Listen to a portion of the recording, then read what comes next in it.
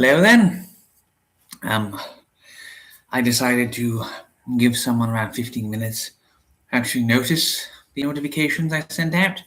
So I will probably just blather on for like a couple of extra minutes, maybe 2-3 minutes tops, just to give other people a final chance to show up, but not exactly apparent. So I've got everything set up. The book, as well as the thing you'll be staring at while I go over it. I got my cocktail, which is necessary for reading because of reasons.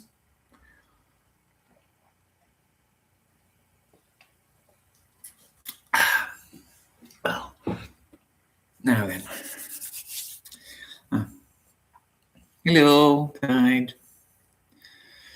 Now then. So I'm just going to go check things for just a second. Hopefully I'm not going to be that annoying. Okay, that's that. I have to message them tomorrow or call them again. Okay, fair enough. Got everything. So let me just switch to let me just share the screen to properly. Emotion. Sadly, there's like nothing else visual I could show off for this one. Okay, then. Sorry. We'll begin. One more thing. Before we do, I will have to blow my nose. Sorry.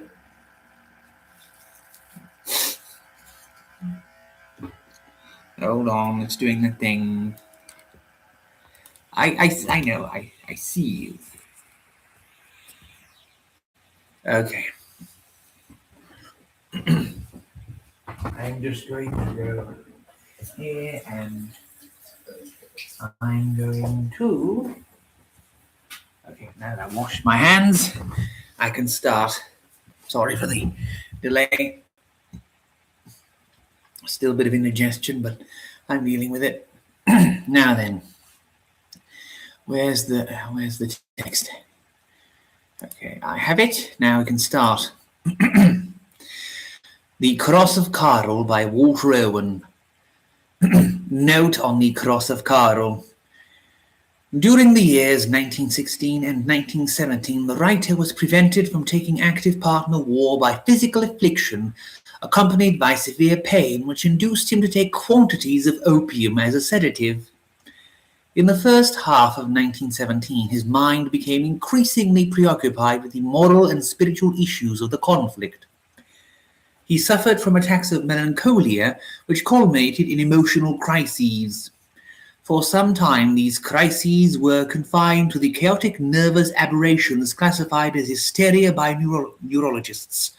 But toward the end of the month of June 1917, he observed that the termination of the nervous paroxysm marked the commencement of a third phase.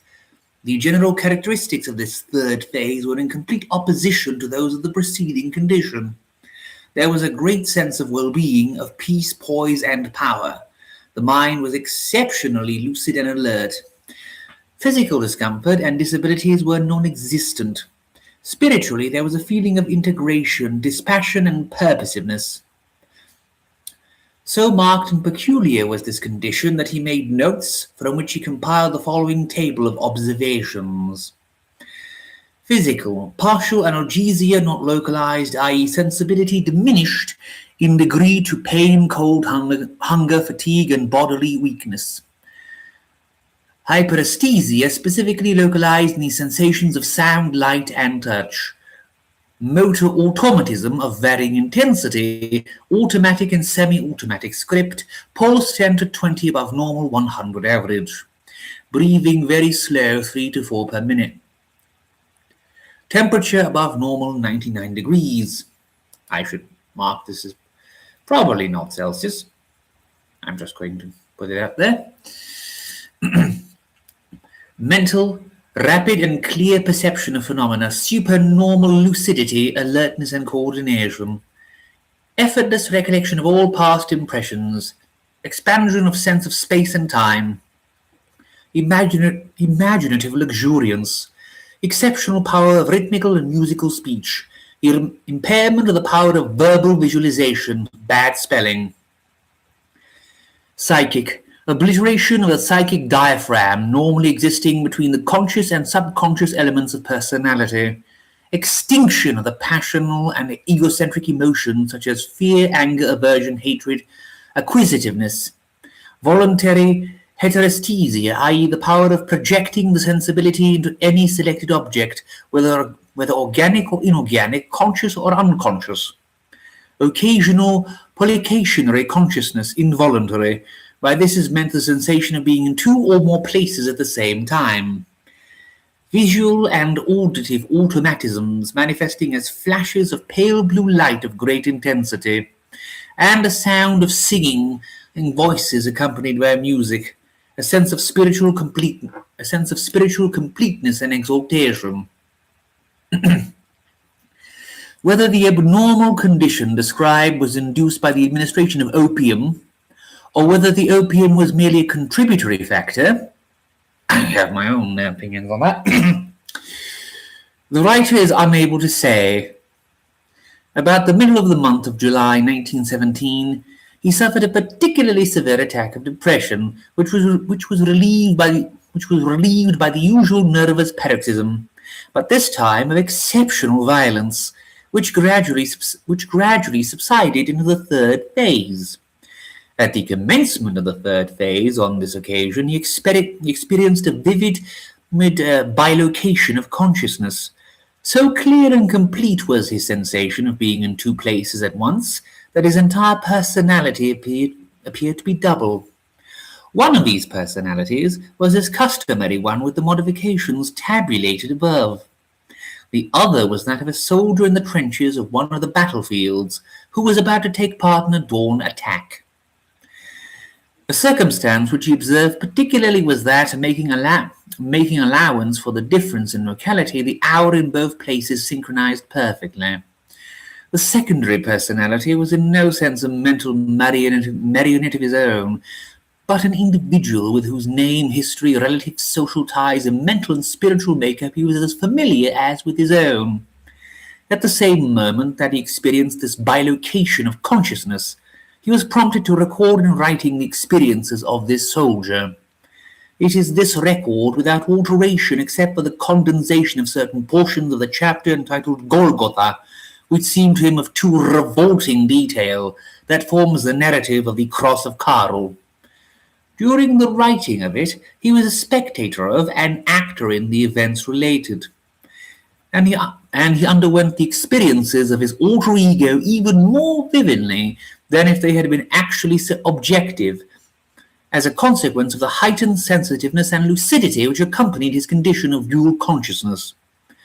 The partial analgesia mitigated, but did not render him entirely immune from the physical sufferings inherent in Karl's experiences. As it was, there was repercussion from the body, real or illusory, of Karl to his own body, to the extent that he felt the external physical impact of the wounds described, and that a superficial stigmatization appeared at the seat of the injuries and endured for a few hours. He also, while writing, suffered occasionally from nervous collapse and underwent in a milder degree the other sensations described, with the exception of the attack of nausea, which was violent and prolonged. The foregoing will explain why the writer disclaims for the Cross of Karl any pretense to form a narrative of actual objective experience in the customary sense of the words. He believes, however, that he is warranted in putting it forward as an authentic personal record of an abnormal pathological process induced by the psychic perturbations which form the background of the physical conflict. He is not prepared to assert that the impressions received by him through his bilocated consciousness have any other validity. They may have been objectively veridical, that they may have been hallucinatory, or they may have been impressions received from some extraneous source and which possess a purely symbolic significance. The immediate recipient of those impressions may have been a material frame inhabited by a separate consciousness between which and his own a rapport was established of such immediacy as to constitute a temporary fusion of personalities. It may have been a phantasmal vehicle disengaged from his own physical body and utilized in an actual psychical excursion. Or again, it may have been a vision of originating in their own mind. Upon such matters, he has formed no judgment, but there is no doubt in his mind that there are subtler and more potent forces in operation in the world than those externalized to the senses, and that during the late war, the spiritual and mental atmosphere of humanity underwent far-reaching modifications as the result of a period of agitation manifesting the essential symptoms of a neurotic paroxysm. His own particular temperament, conditioned by his hypersensitized condition, probably rendered him specially susceptible to those forces and induced in him a temporary functional activity of faculties latent in the normal consciousness. Sorry, I've lost my place for a second. It was his mind. Sorry.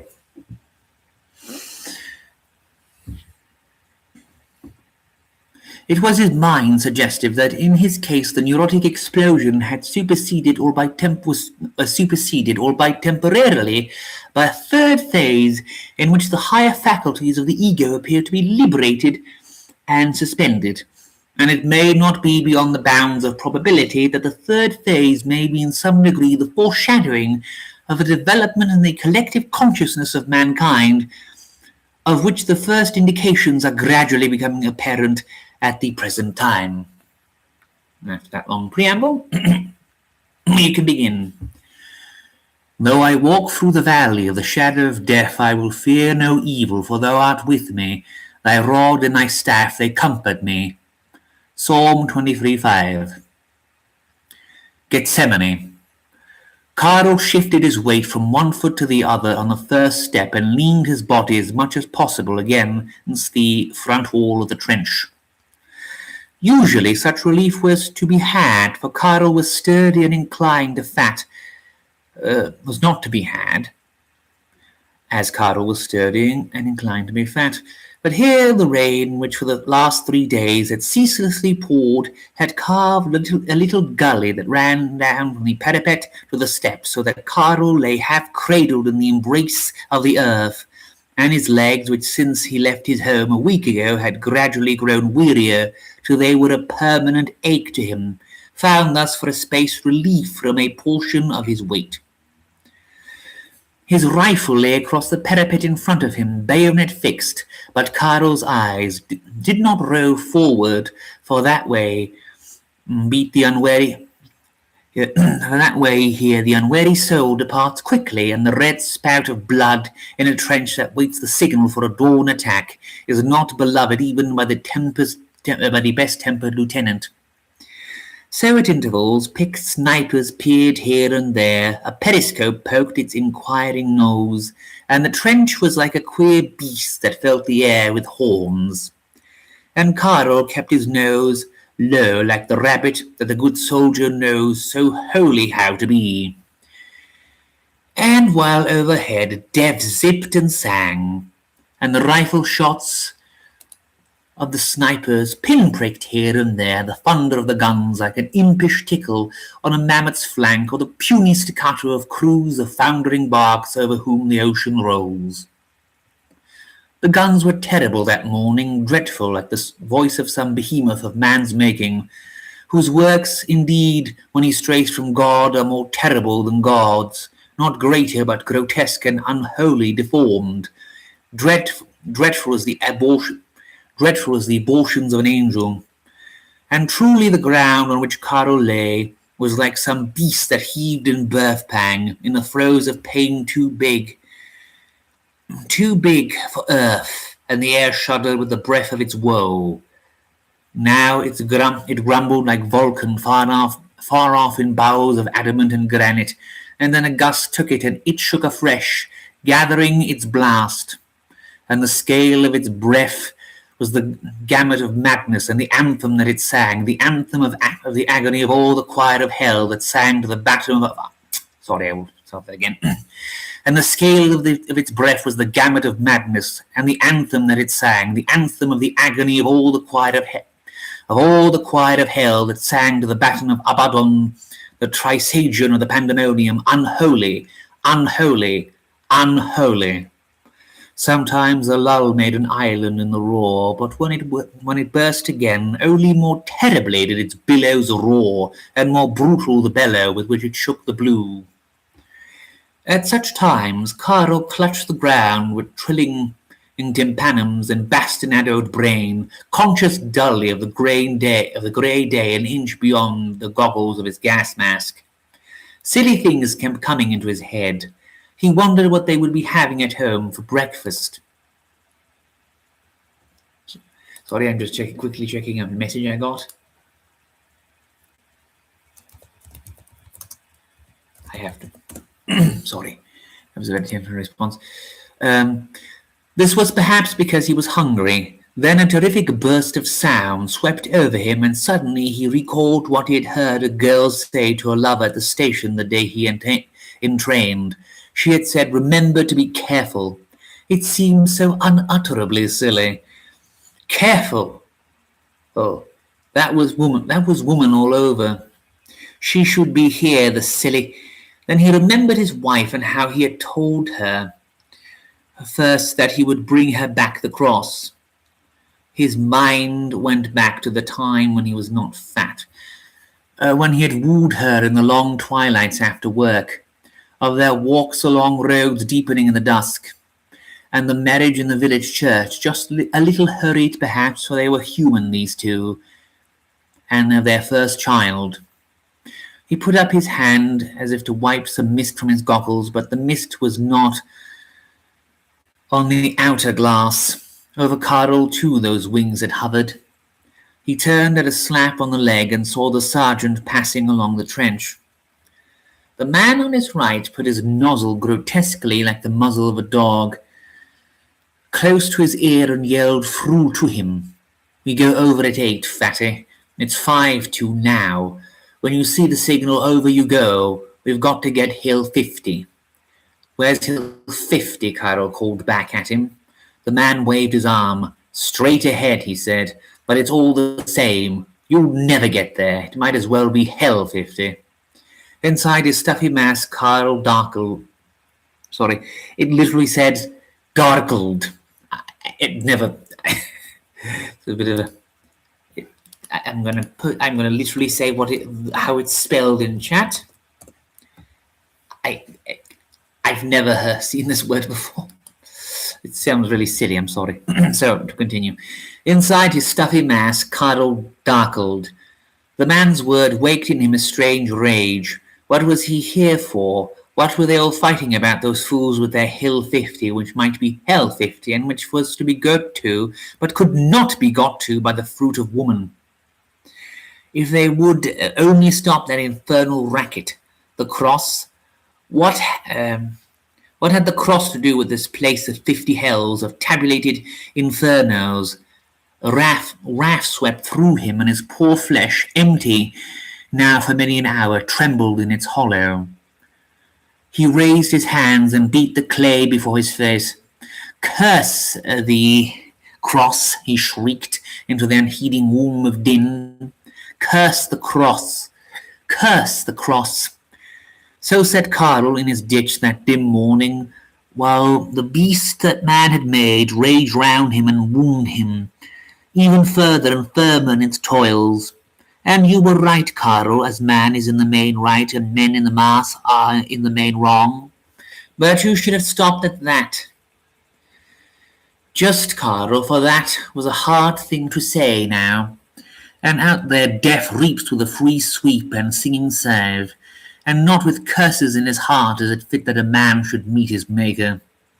The signal had been given, and Karl, scrambling upward on hands and knees, had sprawled across the wet clay on the parapet. Risen, grasping his rifle, and now was off at a shambles, run over ground sodden with rain and dotted with shell pools. He ran awkwardly as the middle-aged man runs on whose thews the fat has settled encroachment, and the mud squelched and slithered under the blunder of his big boots. Enveloping him, a shroud of mist and smoke drove and whirled and drifted. And in front a curtain hung, behind which the concussions of the barrage gambolled really, throttling always in oratorio. Little as had been his idea of the plan of attack, and the part set apart for his battalion, it was now no better. Only he knew that he was one of a crowd that straggled out across the open, death-dedicated, their faces set towards a bourne unknown. Dreadful to him seemed their ineffectual rage, and grotesque the splud with which they trudged to the mud. Could sacrifice be so shorn of outward grandeur? Could things ultimate enough to fling millions at each other's throats be served by figures so ineffectual and ridiculous? Not so surely did Gaul and Alcyon lean forward into battle, nor Hector leap the Grecian ditch. True, Karl, true, but in the end the last chapter of the body's story is the same. One sure touch, deep biting on head or breast or belly, and the red honey that the soul stored pours, and she, the soul, is gone. Look now. On the edge of a crater he saw a man in front kneel down as though to pray there, at which Karl, this being his first barge, and indeed his first taste of war at all, hurried to him, and was just about to touch him when the man went forward on his face limply in the clay, and at the same time another figure, some 3 yards on his right, said "ah," and gasping sprawled. At this Karl stood a space dazed, not knowing what to do, his throat choking and his heart aflutter. Then going to the first man, he put down his hand and touched him, saying in a sort of whisper, "What is it?" And without waiting to know, was off a few steps to the other man, and over him too he leaned and peered and said again, "What is it?" in a sort of whisper. But scarcely had he spoken when he was answered, for the man rolled over in his death agony, and as he gasped, the death's rattle blew from his torn throat in a splutter of red over Karl's bent, begoggled muzzle. At that Karl started back, and had just time to see a leg severed at the hip, flying bloody stumped apart from that other huddle on the crater's edge, when he heard dimly a shout behind, and looking, saw the sergeant with a revolver pointed at him, coming up through the haze. He could hear nothing of the words flung at him, but understood the menacing murder of that glance and that glinting barrel, and terror urged him forward. He turned and plunged into the mist ahead, plugging the mud heavily, his rifle trailing and a weakness in his knees, for death is not pretty, and he had not seen it near before. In front he saw the backs of his fellows jogging slowly forward, all moving one way in twos and threes. Here and there a single figure, and at intervals larger patches where the shadows blurred to one mass. Suddenly he found himself in a crowd. He saw 2 officers close to him. One seemed to be urging the men forward, the other hung upon the rear, moving this way and that, as a collie cuddles the rear of his flock. In his hand was an automatic. At that Karl spluttered anew and drew up into the middle of the crowd. As yet he had seen no man other than those first 2 who fall. He wondered if, after all, it might be that by making care one might win a trick from death. Assuredly that was it. Those 2 back there had not been careful. Perhaps even Hill 50 might be held only for its defenders. He brought his rifle from the ground, and a tall man beside him turned, drew up his arms, and clutched him with a squeal, his mask a red mash. They went down together, the tall man atop, drumming frantically with his toes, his head pressed tight against the breast of Karl's tunic. Karl struggled free and rose. The officer in front was gesticulating. With one hand he pointed at the mist ahead, and with the other he seemed to gather the air behind him and fling it forward. There was a rush around him, a chug-chug of many feet. He ran with the others. The smoke opened, and ahead he saw a mound against a further mark. the remains of what once had been a hill, now a monstrous tumble of rubbish like the midden of a cyclops or a birth begotten of earthquake. From a dozen points smoke poured from it, and he caught just under the and he caught a glint just under the ragged rim of its ridge. Then Hill 50 spoke and justified the jest upon its name.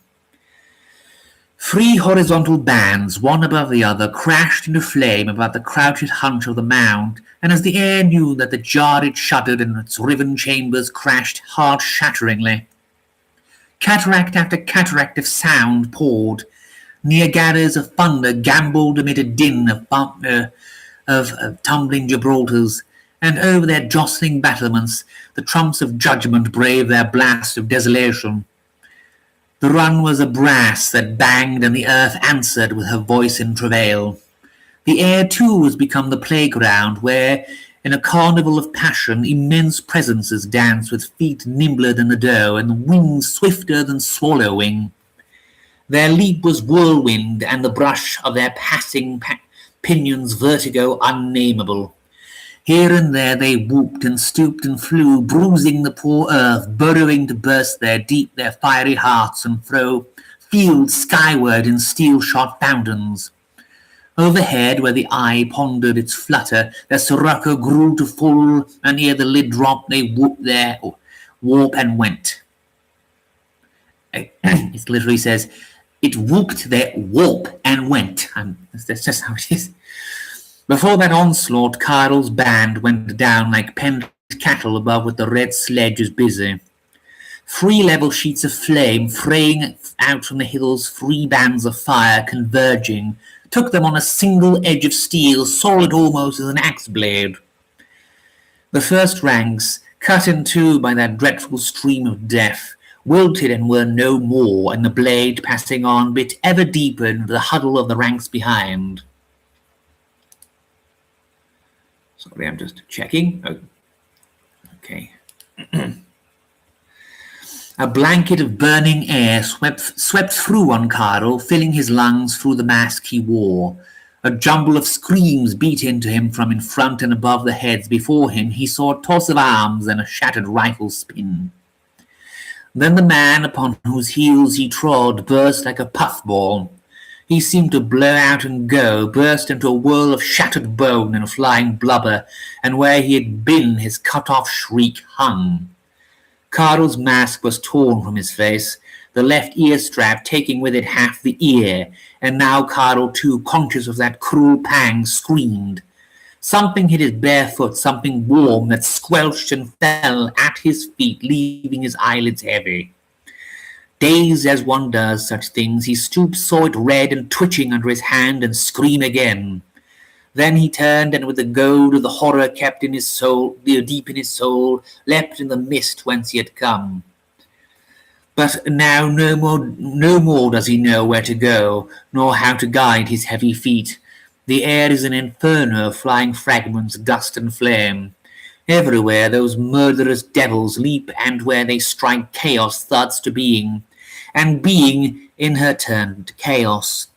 And through all the screaming soars, a high-pitched continuous ululation like the lamentations of damned souls. He takes a step, and before him hell opens a new mouth.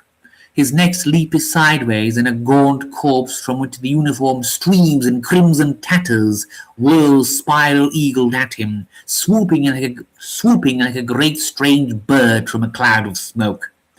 He avoids its flight and is off like a buried rabbit at an angle, where his foot twirls in a hole and he is down.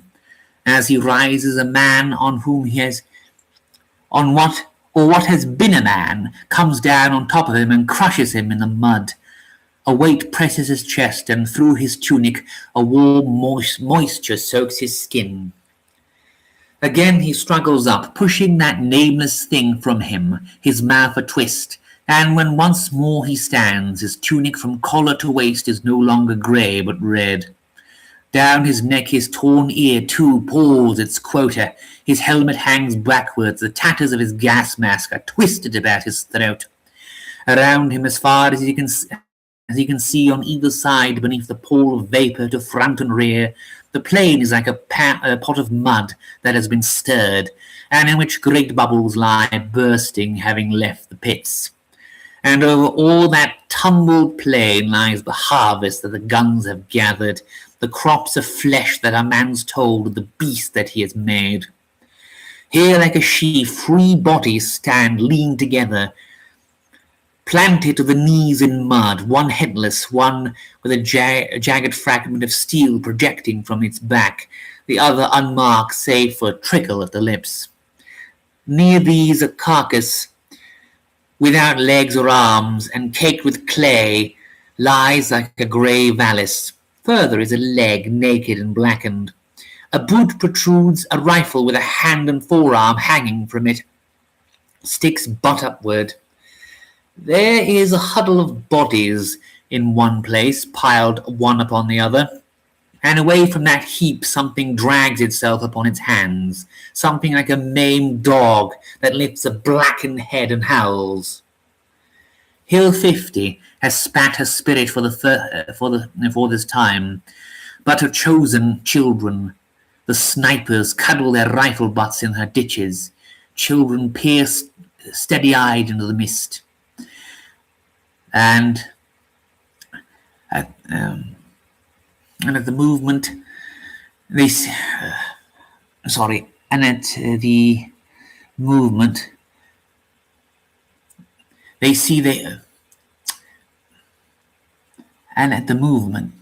something they see they aim, and where they aim they hit. Carl stands, a bullet rips the flesh of his shoulder. He is hurt, but not to death. A numbness runs down his arm, and again that warm flow that he knows spreads under his clothes. But the touch of the foe's bullets wakes him from the damp of that first battle terror that all warriors know. Fear passes from him. He sinks, crawls behind the body lying there, and rests his rifle across it. There is glint on the hill, and Carl, who hears it, and Carl sends his first bullet. And Carl gives his first bullet wings. His is a kill. A dozen empty cartridge cases lie in the shelter of his bulwark. When he is conscious of a confused noise behind him, it grows and disintegrates into the chuck-chuck of many feet that plough the mud. It is the attack reformed and reinforced, coming back upon its dreadful tracks to batter at Hill 50's gates. Far to the right and left behind he sees the forefront of the attackers breaking through the mist, and beyond that fringe the mass of the wave looms hugely through the fumes. Abruptly the dribble of shots from Hill 50 stops, and it too looms gloating and still like a crouched monster at bay that shakes the slaver from its chin and braces itself to meet the onslaught of the hounds. Between time tenses and the air holds its breath. The first man shuffles past Carl some 20 yards to his right. Then 3 together pass close to him. As Carl rises, one of them brings his rifle halfway to his shoulder, but as Carl's shout drops it, waves his hand forward, and is still. Carl now brings his rifle to the carry, and after the man, he too goes, plugging the mud. He feels no pain now, nor again can panic take him, but his own deliberate. But he goes deliberate and wrathful.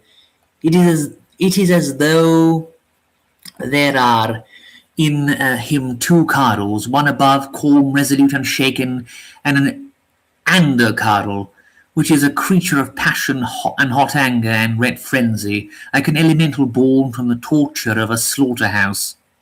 And the upper Carl, which is master, stoic and Spartan, callous as pure reason and pitiless as arithmetic and Euclid, observes, directs, and prompts the Carl, its creature, whispering, Carl, do this, Carl, go there, quick, Carl, and that under Carl obeys. For thus does battle divide man within himself. against himself, since the body is the state in which such rule is, though it endure a little passes, yet again for himself to the end, and long run of the aeons, since from the unconscious oneness first must come division, before the conscious wedding that is peace. And man is then, as it were, God and devil, God in the austere far-seeing plan, and devil in that blind and brutal hacking that the mandate launches. And yet false God and false devil, since not these either may endure in the end a long run of the aeons, and more than the God of pure man righteousness, and the devil of pure man sin that man's heart has set in his mind's temple, but must ultimately meet they two and mate and have their bridal sweets. And man, although as yet but half awake and still slumber-eyed, dimly even now perceives this, and in that temple a whisper stirs as the priests cannot wholly keep from ears of their sheep. For God without the devil cannot be human, nor our Father surely, and your devil too he must be God, not to be divorced from him, him vehemently by pitiless Euclid, and urgently by arithmetic, since the whole must contain the part, and he is all that is. And now that atom that is Carl runs there at Hill 50, doing his bit in the long wooing, and the hill glowers at him under the gloom, bidding its time for the bit that is its to do.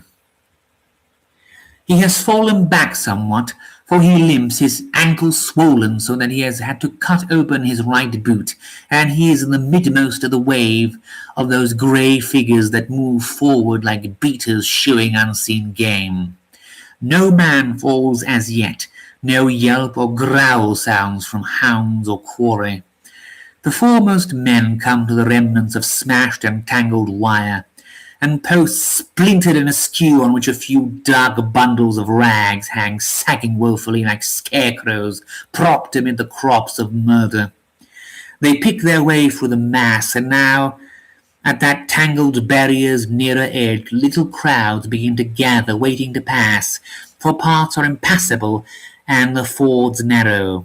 In a moment the crowds grow, and those behind all come on with men with teeth set and lips a-twitch. An officer yells and flings up his hands in front there. A man beside Carl turns to him. "The fools," he shouts. "The fools, they should have seen it was clear. They should have seen if it was clear. Look at them. It's murder." He flings himself into a shell pit, Carl beside him. A confused noise comes from ahead. He can see a man in front, facing round, beat the air downward with his palms as a conductor stills an orchestra. Hill 50 opens. For the second time, Carl feels that tornado batter at his brain, and his sanity swims. The giggle and tee-hee of madness not far from his lips then, but the upper Carl, with a wrench, masters, and as those thunders leap about him and discharge their wrath shatteringly, he croons, bemused above his racked flesh, murmuring, "This one, and as it passes, no, the next, and again, this one." And as that too goes whooping its warp, he looks upward to its uproar and grins, wagging his head in a gleeful ta-ta. Then he raises his head above the shelter of the shelter holes and looks, and the next moment is out and running to the wire. The attack this time has wilted but not broken, for it is deep, and where one wave halts and tumbles, it tumbles its grey froth. Another roaring in tumbles its grey froth in turn farther, throwing out as it frays streams that reach out like feelers ever nearer to the hill. The solid foam of bodies leaves a ridge where the wire stretched its tangle, and behind that slight shelter the billows of the charge gather, then mounting, pass ceaselessly to break and seethe and cease. Ranks are cut as if by scythe blades, invisible flails leap laughing here and there, monstrous devils of iron soaring slowly, swoop through the smoke and bursting smash islands in a night-packed crowd, throwing up eruptions of earth and shattered flesh. But ever the grey waves mount and spread, and the grey froth rolls nearer, yearning shorewards the hill. From all that mass of shattered man, a myriad screams and moans that the air weaves weakly at one fabric rise like a steam of pain. Something else rises too, intangible and supersensual, but hypnotic, soul-compelling, too rare for the eye's dark glass or ear's dull drum to gather. Airy as a babe's dream, yet stark as a crown of forms biting at the brow. As it were the brush of wings innumerable woven to a presence tender and terrible at once, that rises sheathed in splendours and crowned with sacrifice above the agonies of earth. The herd in their bloody quagmire feel it move among them as a wave, and for a space in that choked communing place of life and death, where the carnate and the incarnate mingle, the iron bands of the body and its terrors drop, and the carnate act as the discarnate are lifted, and masters above themselves, become gods and devils, know themselves immortal and divine. Pain sends up to them no message, weariness drops like a husk, death. There is no death. The packed mass slides forward, roaring, mounts in front there, thrusting forward its breasts thirstily upon the edge of keeping steel indomitable, not to be denied its hill. It is horrible, it is dreadful, but it is sacramental. Look down, O God, here in the shambles man vindicates again his claim and the fate by which he lives. Here, as in figure of things spiritual, Adam turns again to the guardian of the garden, his breath against that flaming blade, and in his mouth the shout, "Make way, thou canst but not destroy." The attackers now reach to 50 metres from the fire trench upon the hill. A minute passes in the gap of 20 metres. A new spout of flame roars from the hill's volcano, and the gap widens to 30, then closes with a rush to 10. Carl is now mounting the ridge where the wire was, packed tight among a hustle of figures that bear him toward in their rush. He is treading on bodies on which his feet slip and blunder. It is like walking on bolsters full of stones. Bones pop underfoot. He looks down and sees a face give under his boot, then slides and comes down. A gnashing mouth closes on his leg. He frees himself and is up again. A lane crashes through the crowd, missing him narrowly, and a welter of fragments whirls around him. A man in front goes down to his knees and, shrieking, grabbles blindly at a stringy mass that pours downward from the lower part of his body, trying madly to mend that cruel hurt that is past all mending. Carl leaps over the man and goes on. He is nearing that dreadful edge where the crowd frays into a fringe of death. Hill 50, slavering at him with flaming breath, looms above. The first of those 3 trenches is now but not more than 10 metres in front. He finds suddenly only one man in front, covering him, and they run together with a spurt. 2 metres they cover, thus 3. The trench is 5 metres off when the man goes down, and Carl, springing over his body, drives on, his bayonet forward, all the lump of him lumbering ponderously, his knees now, at last, feeling again their weariness, but the upper Carl still master, the lower still obeying. Okay, just checking. Again. A face in a helmet appears at the level of the ground. A hand grenade whizzes past his head. Here are Hill 50's children. He lunges forward at the head, and the bayonet, entering at an eye, bites with a rasp upon bone and sticks fast. At the same instant he receives the thrust of a bayonet in turn. Aimed at his belly, it is a fraction too high. He feels the steel grates on the sternum and rips upward, its pitiless gash till deflected by his left hand that now leaves his own rifle to seize that other. It sticks under his right clavicle, but only into its direction from below upward, does not enter far, although it lacerates the top of his lung.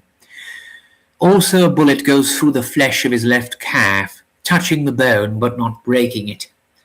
But Carl, though pain stabs dully, shifts the grip of his rifle, gets the trigger and pulls, at which the impaled head drops away from the bayonet.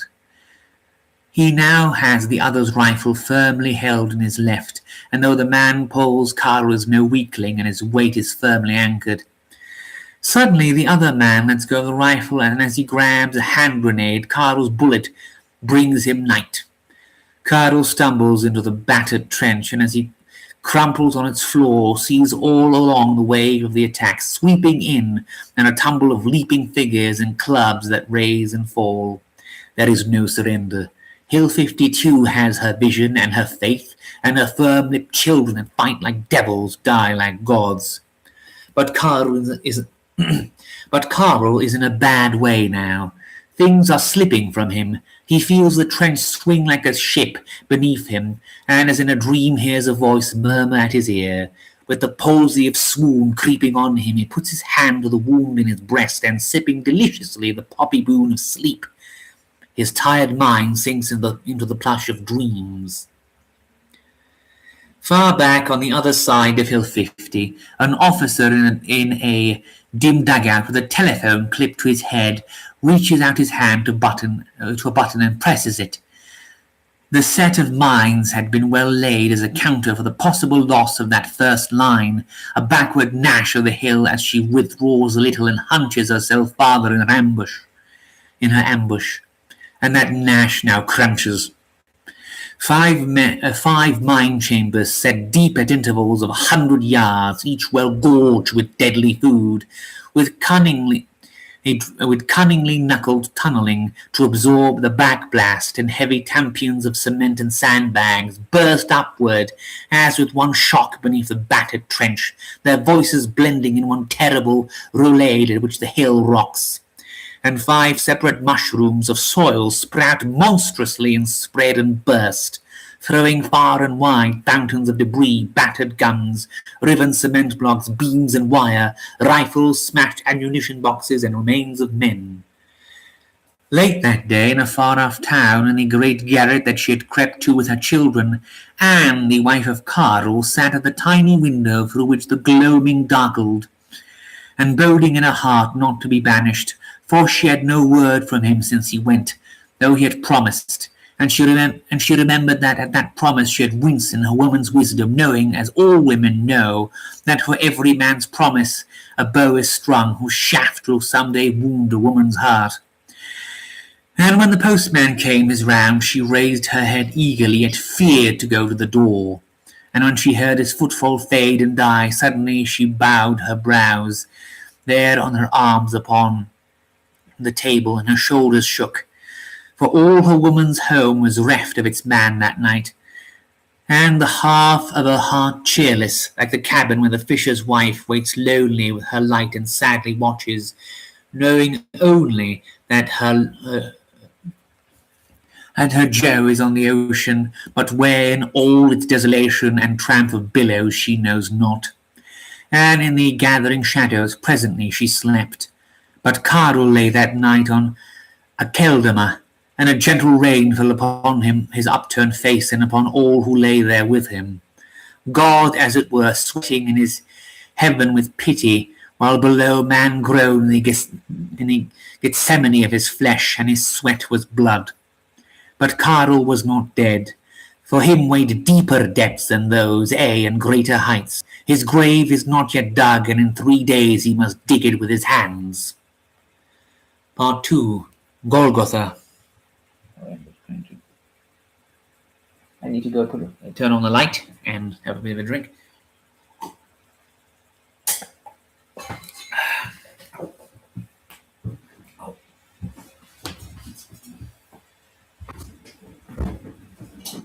Okay.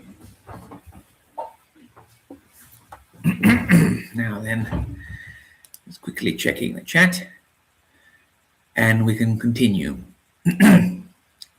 100 miles from Hill 50, as the kite flies up a taunted wind, a group of buildings stands upon a moor.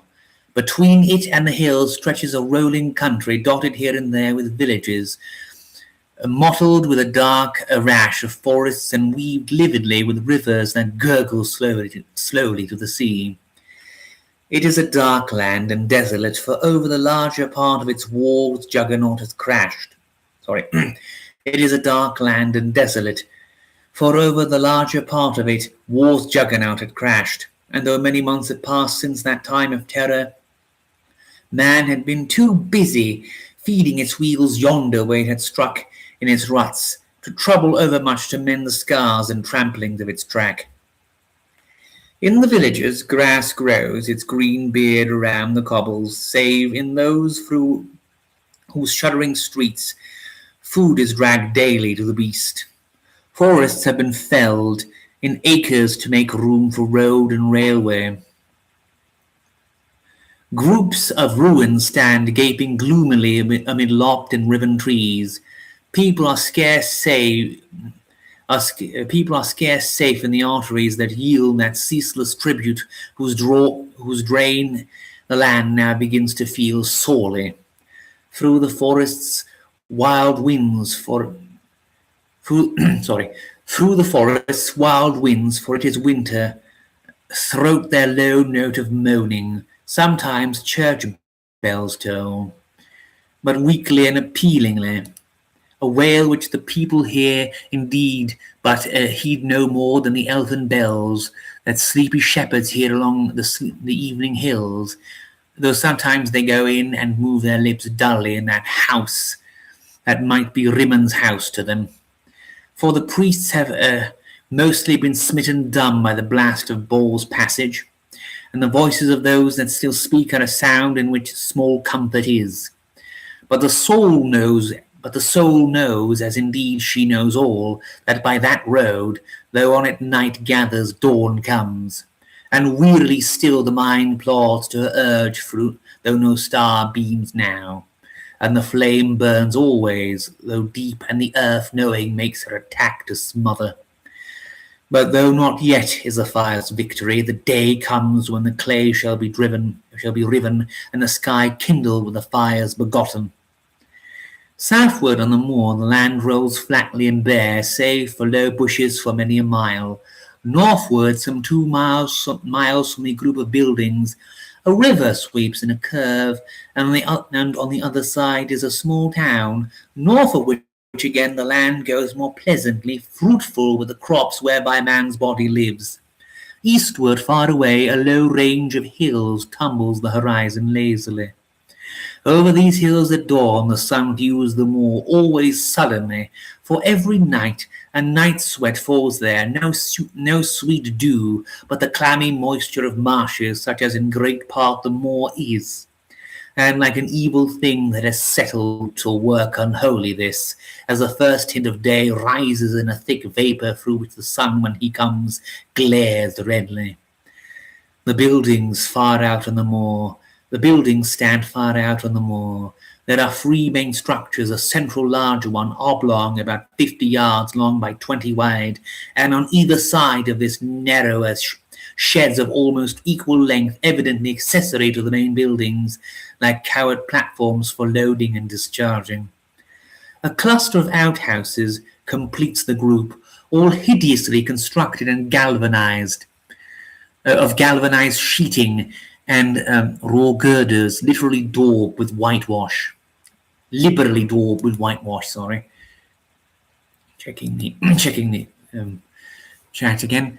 Round all a light railway runs, with sidings to the 2 platforms, a gimcrack, even uneven way with small pretence at blasting, even on that bad soil, as if its maker too felt guilty, and the sun peering over the hill some morning might find him gone with all his traps. The buildings are completely circled by a double fence of barbed wire 8 feet high, curved inwards at the top. Inside this, an inner fence, a few wires high, edges the railway line. Along the edge of the wood to westward runs a deep road, cut at a level crossing by the railroad, which disappears into the wood there. At 6 every morning there is a bustle among the bushes, yet the hutches out yonder. Men come and go between the shed and the platforms. The railway creaks and rattles under the rumble of closed trucks. An engine puffs. From a chimney in the main shed smoke pours, and in the air an acrid odour spreads. At 5 in the afternoon, the noises and the smoke cease. Gradually, the figures that now move again around the hunches grow fewer. A light gleams for a little hour or two like an eye watching, and then another night shuts down, and the mist settles. Only one or two men pass and return through the single gate in the fence, where constantly a sentry watches in a box. Through this through this gate, which is a heavy iron frame backed by wire netting and surmounted by barbed wire, the single track of the railway passes, the gate being just wide enough to admit a truck. It is secured by a massive old-fashioned lock, and the key of which hangs in the sentry's box. The men who pass in and out are free, always the same free, each taking a salute from the sentry as he goes, and going silently with grim looks. No others of the workers ever go out, but live in the hutches yonder. The only others who have passage to and from the outer world outside the high barbed fence are the guard and driver of the train that pops fussily through the gate in the daytime, and they are always the same men. Over all this place a silence broods heavy as the stillness of sodden grass, through which the wind's feet no longer stir, with something malignant and guilty mixed into a stillness as if the grass concealed a corpse. A nameless suspicion filters the soul through the eye that looks upon it, and a fear such as the traveller feels when on the heath at night he passes a pool fringed with long grass, from which the moon's floating pupil watches. A mesmeric influence seems to draw the gaze that surveys the moon to those buildings that show white against its dark face, like a tumble of bleached bones over which a savour of decay still hangs. The soul says that this is an evil place, though the mind may scoff, and the soul, as always, when she speaks, is right. These buildings are the utilization factory of the 10th Army Section, and to them the bodies of the slain in battle are dragged over that ramshackle railroad, sometimes almost before the blood's warmth is quite chilled, and while some grosser streamers from the departing guests still linger in the brain's grey maze, hearing dully the summons from without.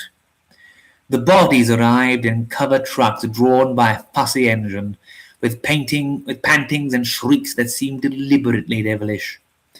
The bodies come packed in bundles of 4, naked save for a rag of underclothing tied around their middles, and secured together by 3 ties of thick wire tightly drawn, one in the middle and one at each end.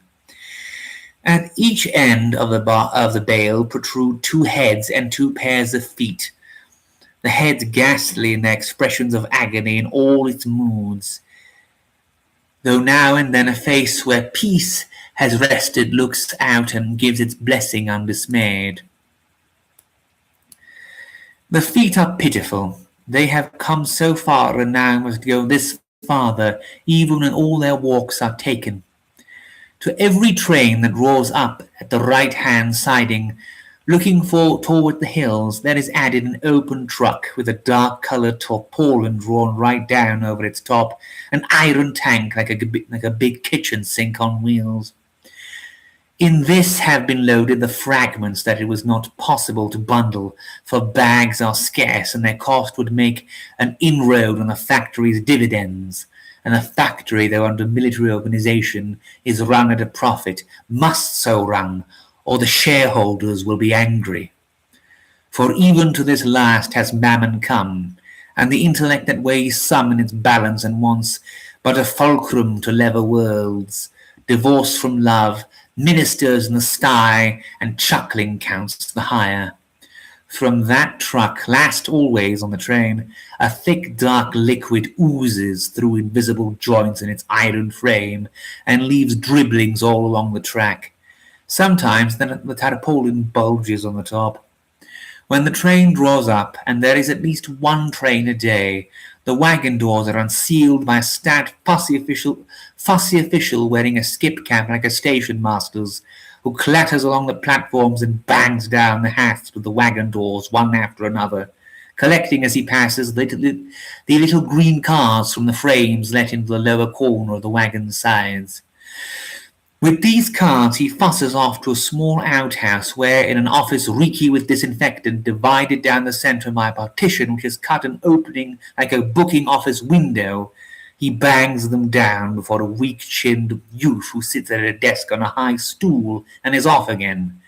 The same youth receives a sheet of papers from the guard of the train and, adding them to a pile under his hand, resumes his work, entering from the lists to a heavy book before him. Behind him stands a shelf on which a row of similar books lengthen day by day. Meantime, out upon the platform comes a string of men dressed in overalls and wearing hood-shaped helmets that completely cover their faces and show only two large round eye holes paned with glass, and a circular nozzle like a telephone receiver stopped by a grating through which is visible a wad of cotton wool. They carry poles about 6 feet in length with open hook of blunt iron at one end. The overalls are stained with dark patches and droops here and there. They shuffle as the wagons without words, as if moved by some unholy common instinct rather than by mental impulse, and throw open the doors and commence to rake out the bundles, reaching upward with their long hooks and tugging, then stepping back as the bale thuds its sick impact on the platform. As they discharge, other figures, dressed in the same ghoulish travesty of monk's vesture, come and go through the sliding doors, now thrown wide. These put out their rakes, hook and bundle by the wire tie, and, turning, drag into the shed, leaning forward as they go as one drags a sled. The bundles slip easily along the cement paving, for it is worn and soon becomes covered with a viscous coating over which the bales slither. A horrible stench fills the air. The men cough dully inside their masks. Inside the main shed, a man steps forward and, with a pair of pincers, unhooks the wires, letting the bodies sprawl apart on the floor. The place is peopled by 100 nightmares of decay and dissolution, of inconceivable fantasies of manglement and physical disruption. The stench wells, the steam of its abomination ascends. No mask can keep it out.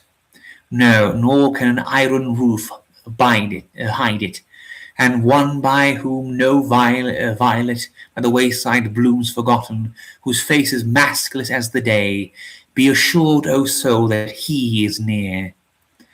In this part of the shed is a long corridor partitioned off from the rest, and at the height of about 10 feet from the ground passes an endless chain propelled by machinery that clangs ceaselessly onward. Suspended from this chain at intervals of some 3 yards are short lengths of chain terminated by sharp steel hooks that curve their cruel points upward.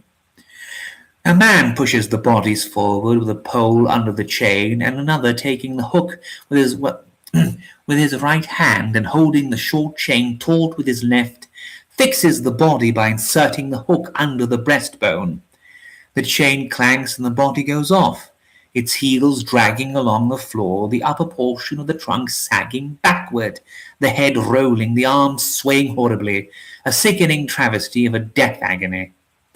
The chain clanks and another hook hangs, then sangs forward with its load. Another hook, another body. The work goes on. The men, poor wights caught in the web of bloodless reason, make an attempt at reverence, which at best can appear but a mockery. The bodies are dragged up the corridor, and after passing a corner far up near the end of the shed, ascend into the steaming chamber where they are detached.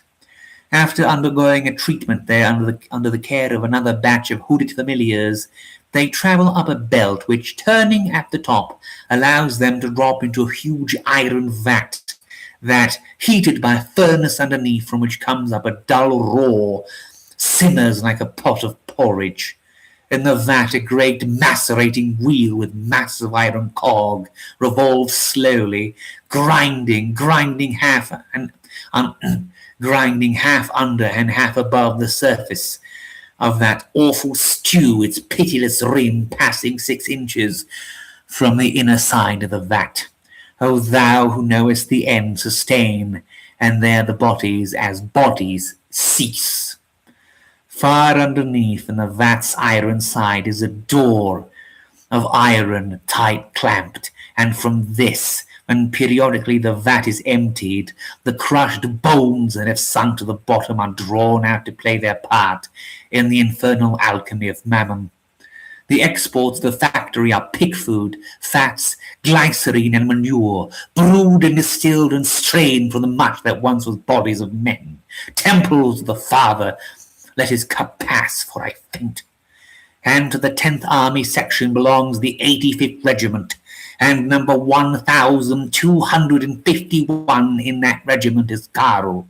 And along that shuddering Via Crucis of the railway there, even now Karl comes.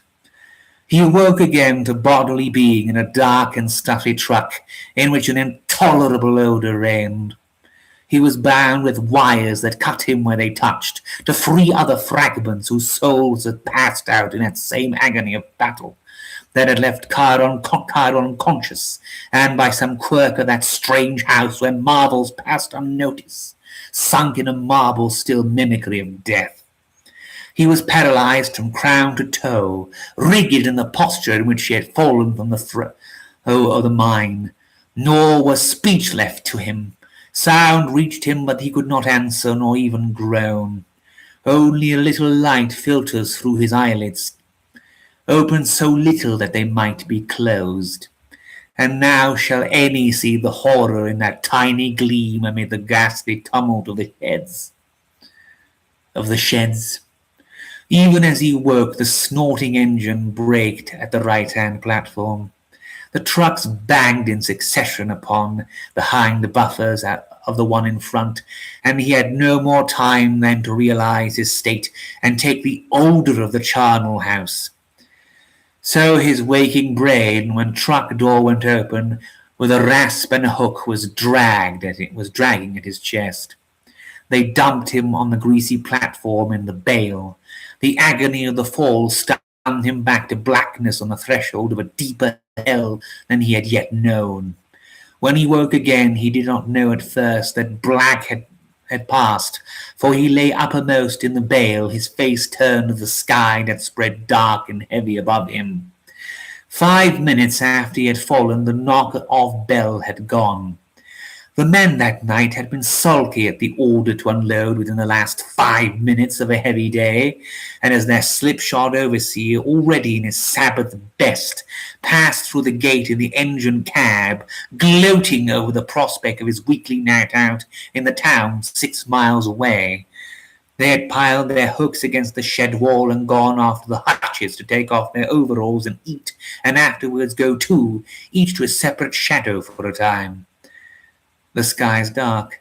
A storm had been gathering all the afternoon and presently closes in, and about 8 o'clock rain begins to fall, and the wind comes in gusts that grow stronger. The raindrops patter on the iron roofs of the sheds faintly at first, then gradually increasing to a steady murmur. For the second time since Karl got his wounds, his face is wet from heaven. And now, slowly, his numb flesh wakes to feel and move. Silently, mysteriously, the body undoes her magic and lifts the spell laid, perhaps in mercy, on the tattered flesh. He opens his lips, and from his lips come moans and whimpers that the rain's murmur drowns. Presently, he slips an arm out of the tie that binds him across the chest, for the bundle has been loosened by that fall from the truck. The ties slacken more as the arm comes out, then with long moments of stillness during which agony again swamps him, and struggles stretching across ages of horror. He drags his living body out from its hollow in that bundle of flesh in which decay is already rampant, and rises to his feet on the littered platform. It is a terrible Karl that stands there. He is naked except for a blood-stained rag from his own underclothes, which some relic of decency has ordered should be tied about the corpse's hips. His breast gapes from belly to neck from that bayonet rip. His left leg hangs crooked, not broken but shrinking from the ground, every touch of which is a long-drawn woe. His form is blackened by earth and powder fumes, splashed in a dozen places with dark brown mud. He has not eaten for 3 days, and he is mad. The rain drives him to shelter, and there in the shed wall he sees a narrow door. He drags himself along by the wall and moaning gets to the door, moaning turns the handle. What need of guards and locks here inside that grim fence? He is inside the shed. A lantern hangs from a hook just inside, lighted. So in fact hangs every night by the whim of some brain sicker or saner than the rest of the shed's servants, and by its yellow glare Carl sees that further horror on the floor. It is 10 o'clock. At 12 he is in a long room, a storehouse of the factory's ghastly products. Lower down the shed with a door that gives upon the same platform upon which the wagon dumped him. In his hand is the lantern, and his lips gabble unceasingly the words, all, let me see all. For in Carl's insanity horror reigns, a last vestige of reason, horror at that grisly place in which man's flesh is made to pig's food in a pot, horror at the dangling hooks and those pale rows upon the gratings in the steam chamber, and the fear raised to super terror, shock by shock, as his reeling brain leaps to knowledge of each new horror. Let me see all, he babbles, and from his breast the slow gouts swell one by one, for every word a gout, and every fresh abomination again the words.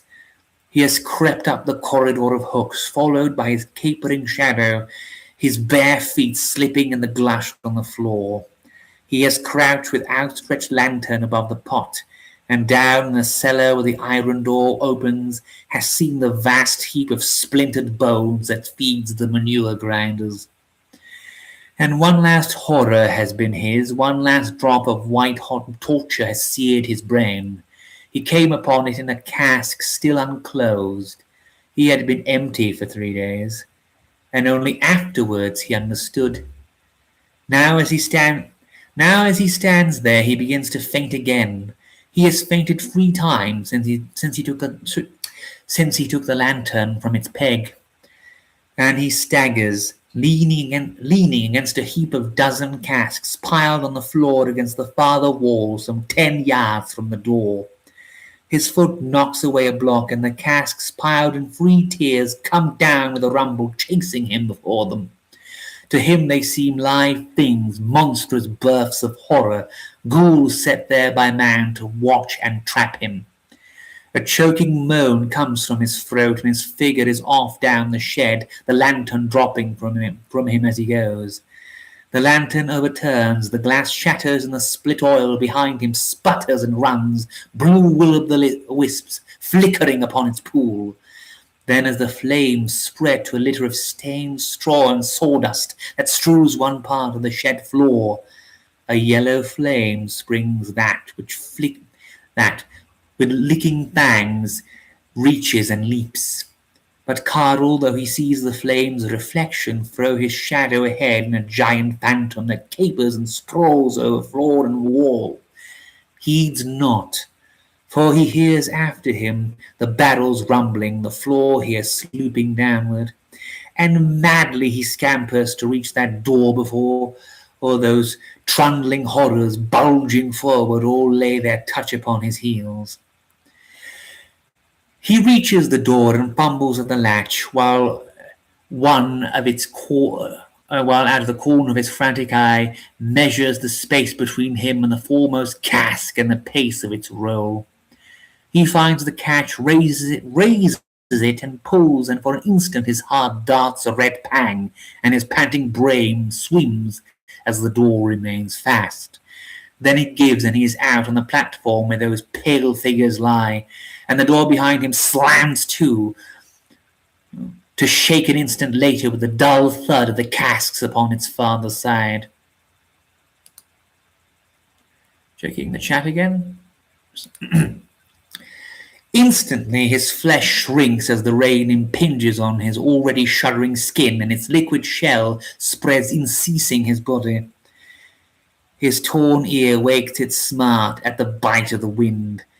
His left leg is a moan that fears the ground and hangs crooked from the knee, twitching as he rests his weight on the other. His breast, as his blood responds to that urgency of hurry which still shakes him, opens a fresh gape. And from the gash's lower end again a rivulet of red trickles thickly down.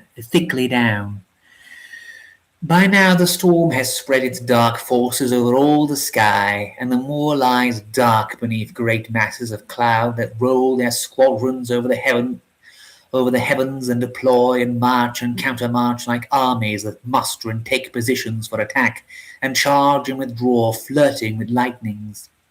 The rain comes in sudden whirls and gusts, no steady downpour, but like batteries that open suddenly and discharge their wrath and reel and are gone, and after a lull another in turn, choosing its time, burst its flurry of peltings and shuts and goes dribbling. There are signs, however, that the night may yet clear, for amid the clouds, jostling battalions now and then, a rift shows, and there the black deep of the night sleeps shepherd in the moon's light, and here and there a star swims. As Carl comes out of the door, a shower spouts to his height with a roar, shuddering the shed with an echoing downpour on the resounding roof of iron sheeting. A gust of wind whoops around the corner, and like a troop of phantom vultures flings itself upon him, whirling around his pale, tattered flesh that stands trembling and bewrayed there in that new trial of its discomfort. But the will is greater than the terrors that assault it, and Carl now shudderingly puts that crane's foot to the ground, and is off over the platform to the rails, then down upon the track with a smothered yelp for his leg, and then on to the inner fence that lies beyond, limping like a wounded bird, his hand stanching the river at his breast. But where his nest is in all that wild night of storm and agony, he does not know. God only knows that. And oh, it is enough to make a heart crack to see that fragment stagger there, with its backward glance and its totter, flying from man's hard handiwork and flinty heart, hunted like a fox to the moor, and with that pitiful hop of a broken bird. Yet the foxes have their holes, and the birds of the air their nests, but for Carl's head there seems no place of rest. Now he is at the first fence, and pantingly he draws himself up and puts a leg over, for it is only a few wires high, his whole being a shriek that is smothered in his gaping throat. But when half over, a mad fancy whiffs through his sick brain, and at the sight of those pale figures lying forlorn on the platform yonder, he is back, and over each one he stoops, and patting the poor head, a twisted smile writing his lips, he says softly, "Sleep, sleepy head, sleep." And at the last one, after he has said this, he pauses, and like a wrestler in his memory, he gropes, and then more softly he adds, "Mother will come to you soon," his voice crooning, and he is off again with his limp and the load of his torture to the fence. This time he gets over, not however without a fall, at which a boo-hoo of pain conquers and sprawls from his wry mouth. But Carl need not have been afraid then that the men would hear him and come, as he thought, to take him back to that catasta of the sheds behind, for the storm sheltered him, and man's ears are hard too like his heart, so only God heard him. Presently he found the outer fence bar his way, and at that fence his poor heart sank entirely into shadow, for no man unaided might scale it, and he leaned against one of the posts of it, bitter, bitter, thinking that now surely was he undone, and all his labour at naught. That night the sentry had drunk well of beer, having gained a wager with a comrade, in which the stake was a day's share, and having taken a turn outside the gate just lately, had come in when the first drops of the shower plashed, and now, huddled in his box, he snored, while the gate, with its lock turned indeed by his fuddled fingers, but clear of its hasp, swung to the wind's breath, showing an inch of space between its iron edge and the post. So the gate was opened, and the guards slept, and Carl passed out.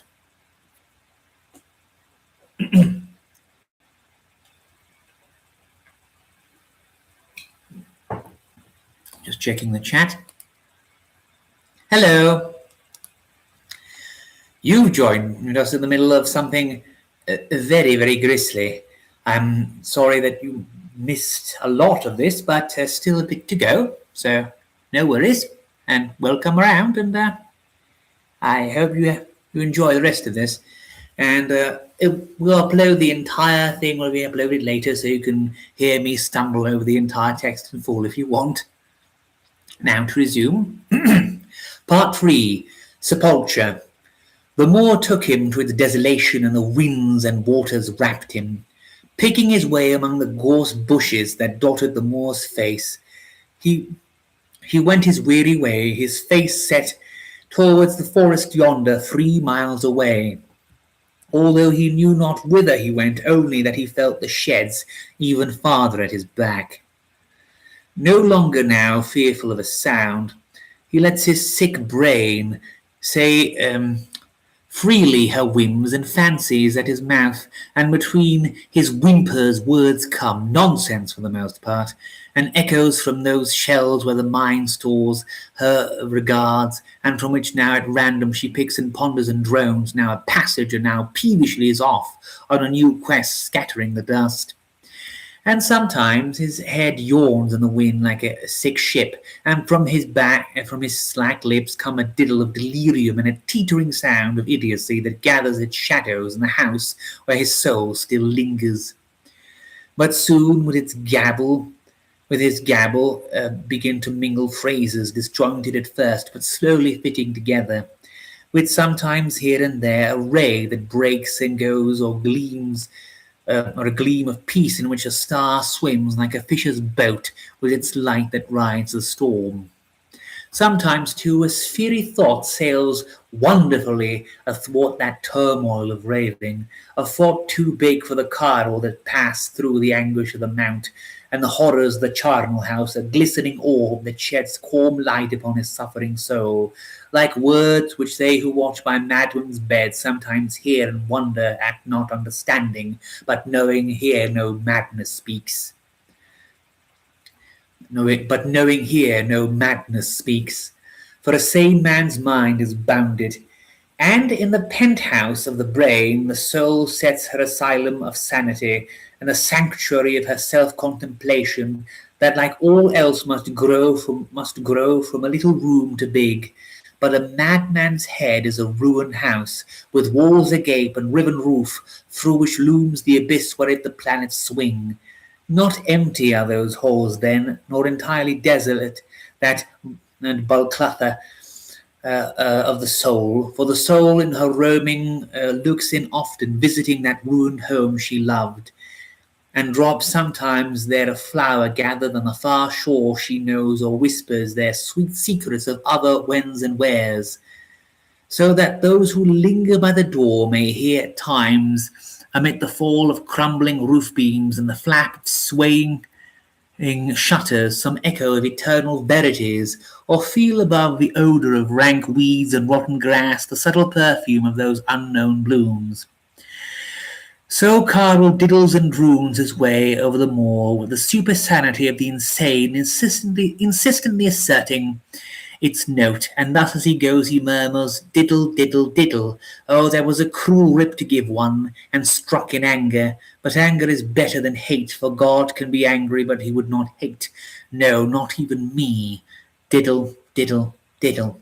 And man sure has a long way to travel, like me, over this moor. And there are storms and blacknesses enough to meet him. But the thing to say is deeper yet, and still in the end a deeper deep, and in that deep there is a stair starts whose end diddle, diddle, diddle. What end is that? Diddle, diddle, diddle, diddle. The cat and the fiddle, the cow, yes, the end, oh, that's good now. And Jacob knew it after that long night of his. So maybe for me too there is a stair at the end of this, maybe even for me too. And when later on he stumbled and had a fall, he saw some wild thing run from him, scramble and call to it, "Pussy, pussy," his mind busy with some memory of the fireside. But it did not come, and his tears drizzled from his chin, and he stood saying, "Even the beasts fly from me, and who will take me in then and comfort me?" But his home, had he known it, was not far then, nor was his comforter unmindful. Then, seeing the moon through a rift of the storm, which by now was beginning to break up and clear, cruising like a swan in her pool of gloom, he said, there you go, you child bereft and far from home. Well may you muse upon this crushing human home, for she is heavy laden, and a tear might well fall some night from you, for her freight of care and heartache is past. Cargo mark father, thou knowest. And again a grim shook him at that father, and he diddled. Sorry, I have to check.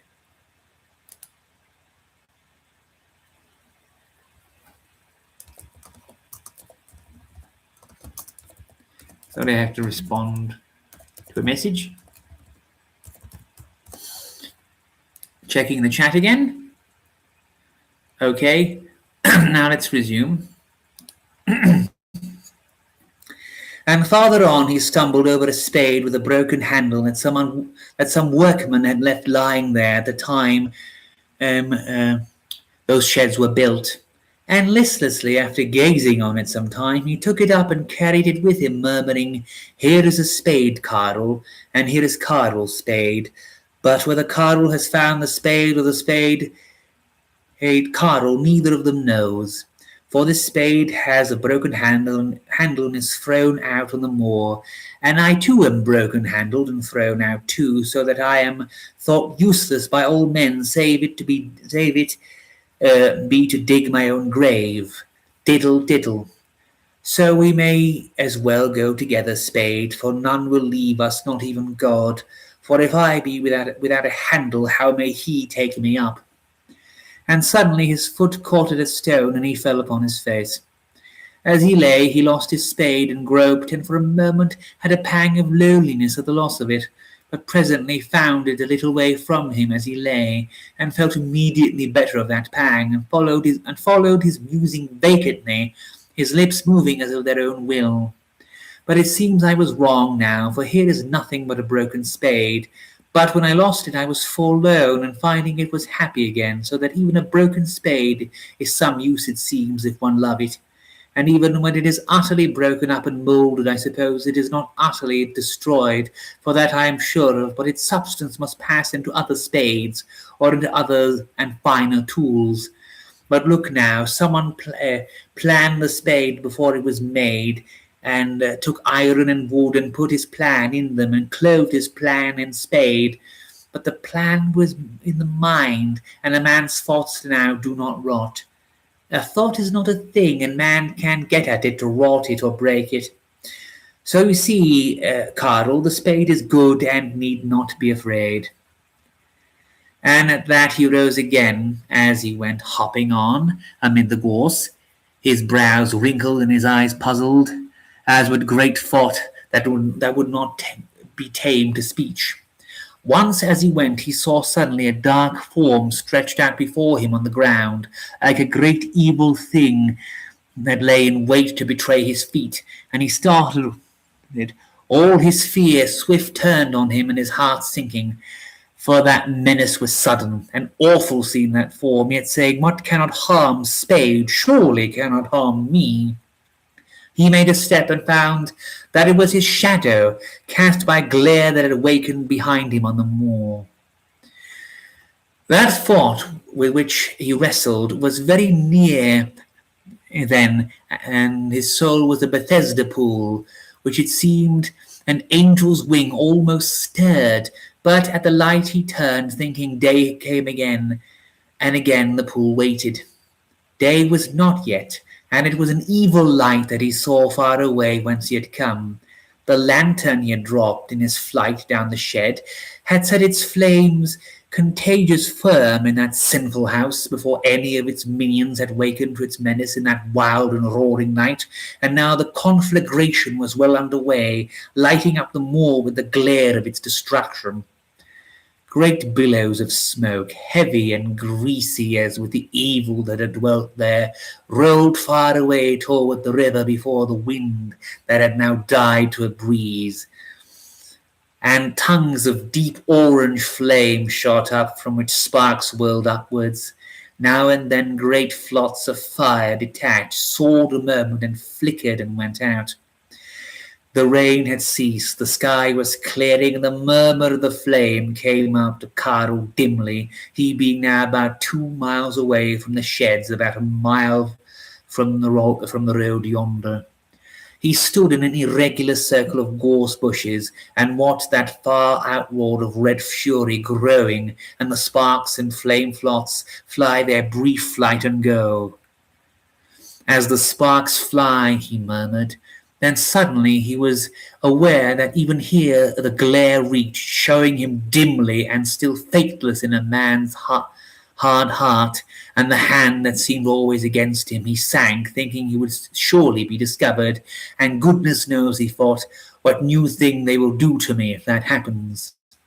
After a little he looked out and saw the fire grow, and black figures run about the foot of the furnace. And presently, darkling with a grim resolve in his eye, he took a spade and began to dig. Then as he dug in the face of the moor, he spoke to himself, "If I stay here, I am caught by those devils yonder, and go farther I cannot, God knows. For here I am, foundered at the last, and my life must be saved or spent in this spot, for I am not a bird, though I hop like one."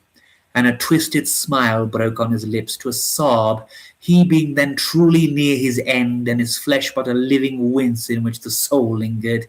And now as he dug, he sobbed, "God, God, if you do see, and it is not an untruth, look, I have borne my part surely. Nevertheless, what more of my share may be to come, I'll bear. But a man is not a camel now, not a camel, and it is a time to make an end. Here then I will dig my grave, and I will be buried in the earth, for in her is sweetness and good rest and comfort." And he went on digging with his broken spade. Presently, after half an hour's labour, crouching there, during which his breast gaped again, and drops of blood fell on the spadefuls he turned, he had carved a shallow ditch the length of a man, 2 feet across about 1.5 feet deep, but then could do no more, feeling death near, and he said, I will lay down in this grave that I have made, and here will I compose myself to sleep, for my limbs are weary, and my heart heavy laden. And to no farther born came all the tribes of earth, and to no farther rest, for truly man is dust and darkness, as their portion of his days. But before he lay down in the grave, he had another memory, and he knelt there in his pain and nakedness to pray.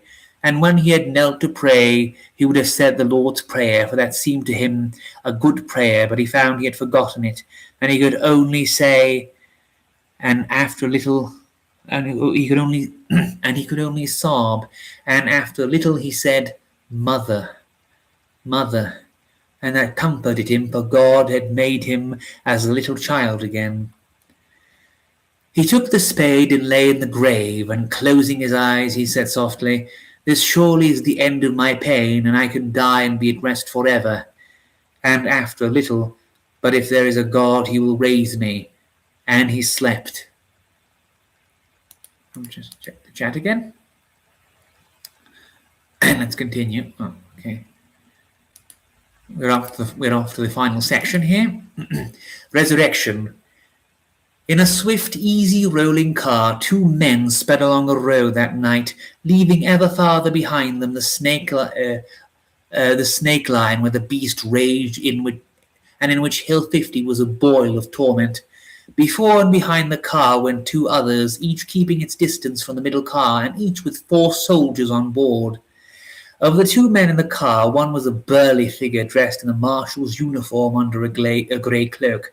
His face was massive and heavy-jowled, a grim face with an eye to be feared, for pity was not in it. The other was a slighter man, whose face was almost fully hidden by the turned-up collar of his coat, above which, in the shadow of his helmet, his eyes gleamed with... sorry, I can't make this bit out. I'm just going to say indolent stare. His loose cloak, thrown open, showed a glitter here and there on the uniform beneath, for they had been to a review of raw troops, these two, where for once in a while such gewgaws had their use to gild the bitter pill of death. Silence hung in the car between these two, and with gloomy looks their eyes roved through the windows as they sped through the countryside, deserted and still in the slowly waking grey of a storm-washed dawn, it being now about 4 in the morning. The rain of the night had ceased to fall, and the skies were clearing, the clouds rolling away horizonwards in a jostling tumult of murky billows, and a fresh wind blew with a promise in it of a glorious day to be. The wheels of the car splashed now and then through pools of rainwater. The figures in the car sat motionless, each communing with his own images, and getting little comfort there, it might be seen. The man with the shadowed face broke the silence. "So they fight," he said. The other man turned on him a dour look, something between respect and contempt. "So," he said, "they fight. But what can they do? A handful." He flicked his coat sleeve. He was still for a space, then spoke again, his dour smile twitching his face. "War broods," he said, "and all her eggs are not hatched yet." The slight man looked at him sideways. "Nor laid," he said between closed teeth, and laughed loudly at his own wit. Currently we're on page 41 of 52. If you're interested, I don't know when you asked that question before. I'm sorry. When we've less than 12 pages to go.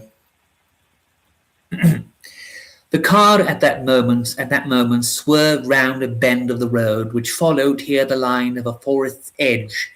In front and on one side of the car they saw a wide expanse of moor bounded by a distant ridge of hills. A mist lay over the face of the lowland, a mist that rose like an evil thing born of quags and marshes that hurried to be gone before the dawn. And far out on the moor a great red eye glared, a dark crimson pupil in an iris of orange light that hung spectral light above the world, that posed and ogled like an unholy eye. The smaller man leaned forward and looked intently at that faraway conflagration swimming in the mist. For a full 10 seconds he regarded it, and as he looked there, in that red pupil, his eyes in the shadow of his helmet threw back a glint of red, for even at that distance a faint tinge of its fury dyed the air like the glare from a furnace door, flushing the wall of trees on the farther side of the car. One would have thought that the fire fascinated him, for as he looked his head went slowly forward as a bird's goes to a snake. His lips were down at the corners, and he laughed harshly. "Look," he said, nudging the other, "someone is warming himself this morning. What place can that be?" The other pondered a moment, then reading easily from the map of his well-stored, well-ordered supermind, he answered, "That is where the utilization factor of the 10th Army section is situated, and those should be the buildings that are ablaze yonder. The flame spreads from below upwards," he added with a laugh. "The main building is a big one, and there should be a crash soon. It should be worth watching, I suppose. It came from above." And he glanced upward, "But I thought they were safe here. Curse those planes." And thus with idiot lips he too gabbled the high truths given him.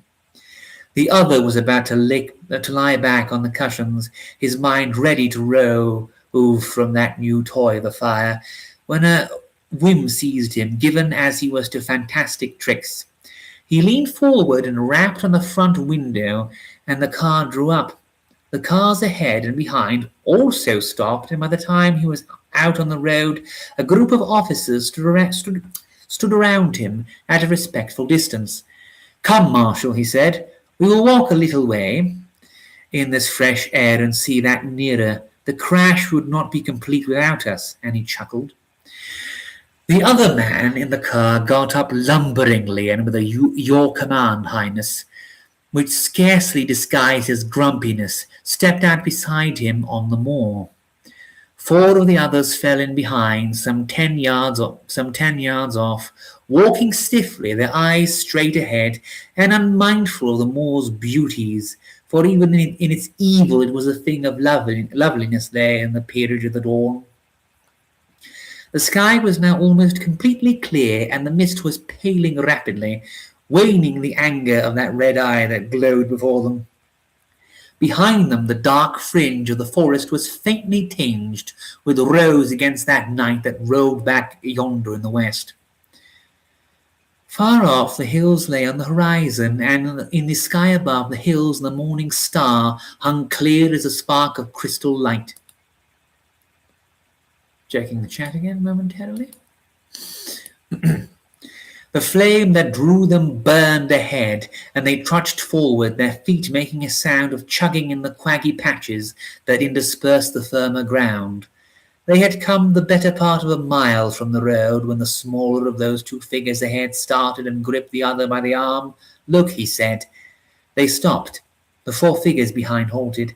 They had come to the edge of an irregular circle of gorse bushes, enclosing a patch of firmer ground. In the centre of the little arena thus formed was a visible heap of newly turned earth. By the side of the mound was a shallow grave, and in the grave lay a naked man with a great wound in his breast and a broken spade by his side. Upon the air came a sound of moaning. The bulky figure of the marshal moved a pace in front of the other, then stayed by something more than the orange terror of that figure lying there. Strange terror of that figure lying there. He stopped, and his voice came in a gruff whisper. "Some madman," he said. "He must be one of the men from the sheds.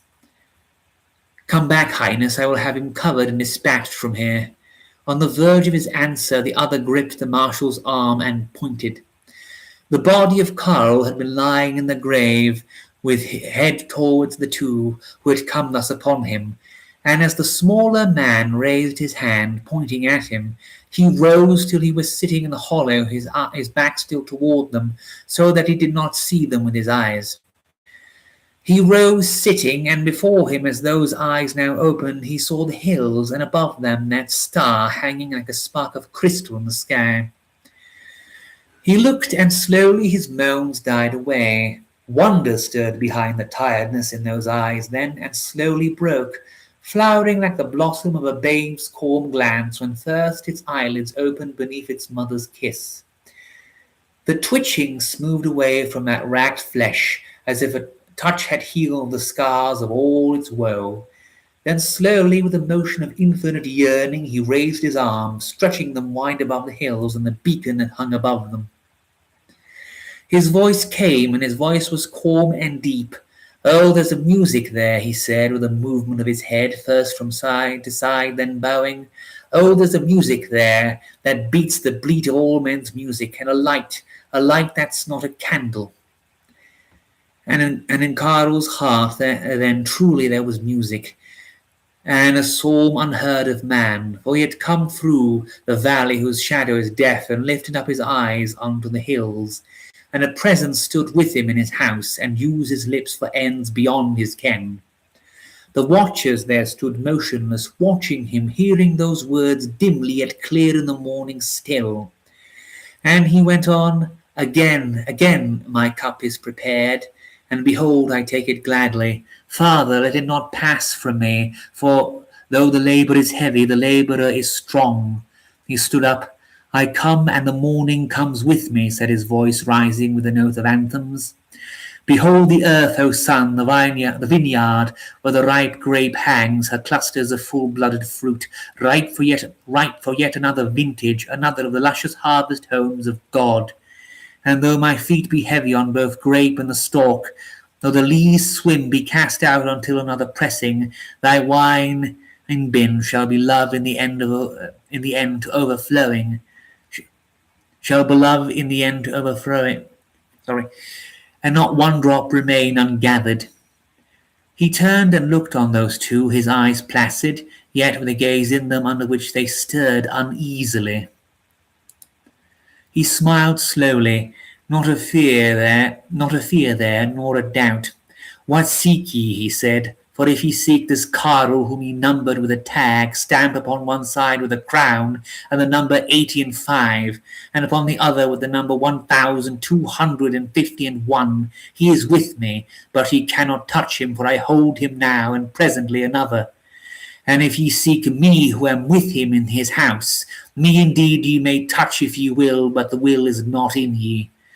Yet love a moment as this one came at last to love, and he shall sup with me at my table. The marshal strode forward, his burly figure looming grossly by that worn flesh there in the grave. Who are you, and what are you doing here, fellow? He said, with a surprised and angry eye, his large, well-ordered mind fretful at this jarring figure, this thing not in that mind's reckoning, thrust thus suddenly into his ken. He paused, and from Carl no answer came, but he looked at those two with a clear eye, nor surprised, but calm as a summer sky. The marshal took a pace. Salute your emperor, he said. The voice of Carl spoke softly, and he turned upon that surly form his And he turned upon that He turned upon that burly form his cool pupil. My emperor, truly I do salute, he said, and bow myself wholly down before him. But not this emperor, but another whom you know not now with the mind, but the soul there in her secret chamber knows him and makes her obeisance to him in that hall where from of old he has sat his holy throne. He paused. The marshal's dull eye grew dark, and again he spoke, saying gruffly, Do you not know who we are? And Carl's voice answered, Yes, I know you truly, you and the other there, but not as ye know yourselves, but as another glass than the eye scans. You are begotten of the oneness, that yet is not the one, of its separation into its elements in order that meeting they may apprehend and mate in conscious union. And yours is the grosser part, and a hard man you are, with adamant in your heart now, but he who fused the adamant, he will fuse you too, never fear, and soon in his chosen vessels, with the fire out of the mouth of a babe will you be blasted. And if the torture of the fire has been long, yours will be as the slag and lava till you learn and do his will. Long has the earth waited, but now the hour is at hand. Even now my feet are wander on the hills. My voice gathers in the blast. The brush of my wings shakes the bastions of the darkness. I come, the chosen of God, the cosmic planet chapleted and unashamed, anointed with a chrism of blood that is the Jordan water preferred before the rivers of Farfar and Abana. Woe unto you, the hard! He through whose lips I speak is sifted, but ye are still to sift.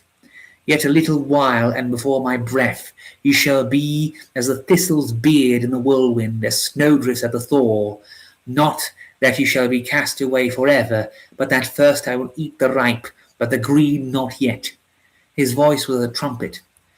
In his eyes the lighting like an eagle homed. For a moment a ray from the waning fire, lit a streamer of mist that seemed to flame from his right hand, outwards like a sword, then passed, and he smiled again. He stood up, drawing himself taut from the toes, reaching his arms outstretched, a tatter of rags still swathed about his hips. On his breast the red gash agape. They saw him, a pale figure against the murk, strangely reminiscent. He was lifted up, light beat from his face. Morning star was at his brow, the grave under his feet. For a moment the two before him tensed. In the stillness their breathing was hard with a hissing intake.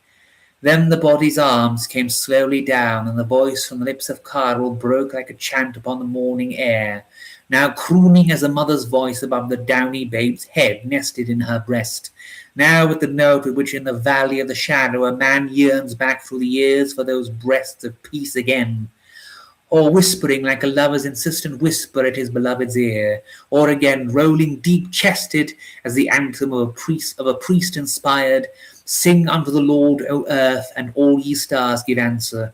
Praise him, ye heavens, that he has made with all your chanting choirs.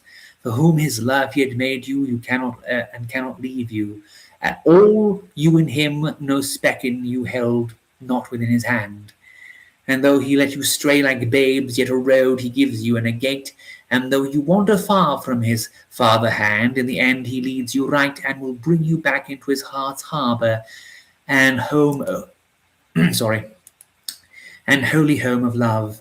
In his house he has decked a bridal chamber, and there he waits you as a bride, the bridegroom, with the spousal kiss ripe upon his lips, sweet, sweet, and the lamps lighted about the couch and the curtains drawn. Sing unto the Lord of O earth, and all ye stars give answer. Praise him, ye heavens, that he has made with all your charming choirs. He ceased and bowed his head. Then again he looked at them with the eye of a summer calm. What seek ye, he said. The gruff voice of the marshal seemed to fall for a moment on his lips, but with a wrench he spoke. Who are you? He asked again. I am the king of the world, the lips of Kyle answered, and his voice was like a challenge. Then with a softer tone he went on, If I am come here and declare it unto you, it is not for you alone, nor for him only that is present in this house with me, but that the purposes of him that sent me may be fulfilled. For out of the Father comes the Son, which is the Father also, and must be first in him. So also is that earthly birth that now must be. But the Father here begets not the Son in spirit, but through him only in this case may be the Spirit of the Son passed. For this one was tried in the fire and refined, and was worthy of vessel in the end. In his heart holiness and loving kindness, and a child-like faith in the most high ways of God. And if the vessel were tainted, a strong spirit would yet take away a cloud with it, and it is needful that this be a crystal, or the labour would be in vain. This be as crystal. He groaned, and on his brow, though no ruffle showed, the sweat stood. I speak riddles to you, but before we leave this spot, all this and more shall be accomplished. And now I go. He ceased and made a step, looking at the two as though expectant. The two cloaked figures in front of him did not stir from their places, but the bulkier made a movement of his hand as if he would have summoned the four that stood together some yards behind. The other man put out his hand and stayed the gesture. Let him be, he said. The men from the sheds will find him, and in any case we cannot be troubled with him. He hasn't got long, poor fellow. The marshal shrugged. Your command, he said. Shall we go? He half turned.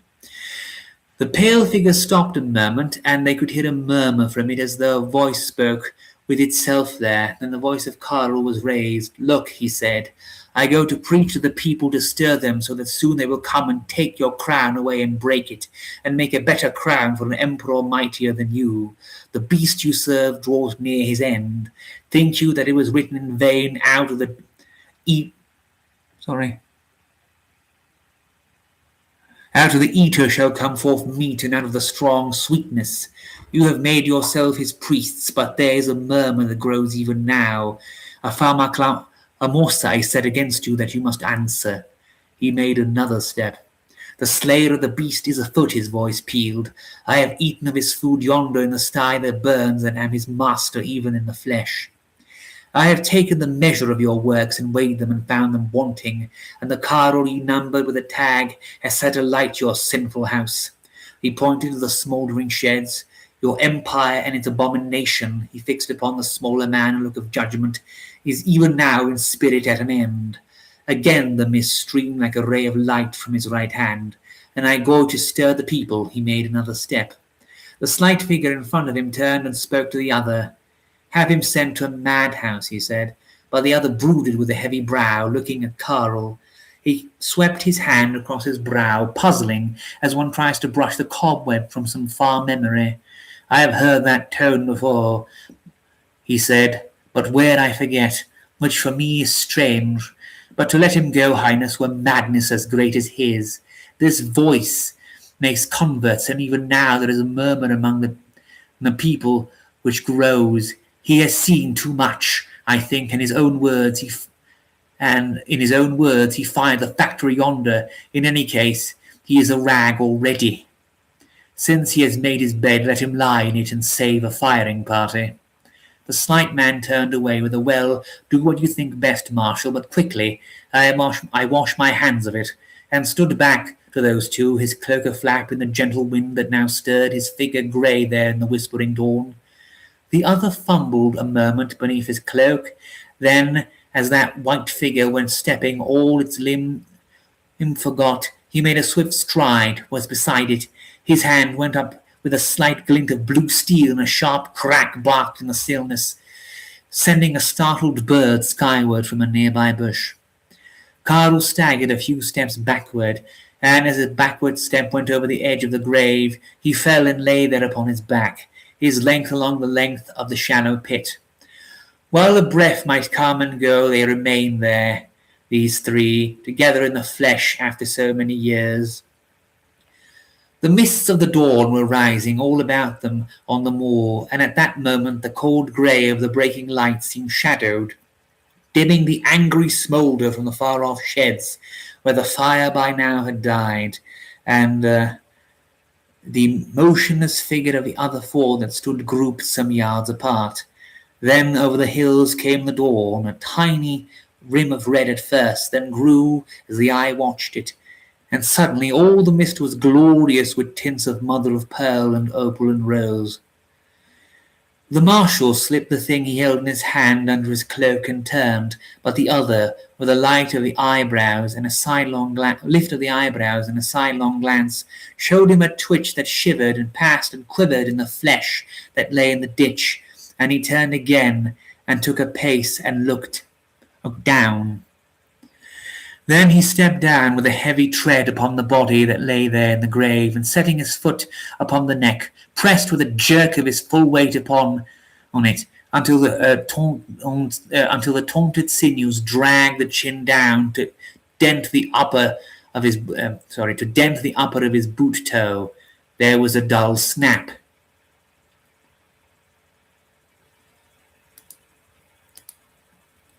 Almost done here.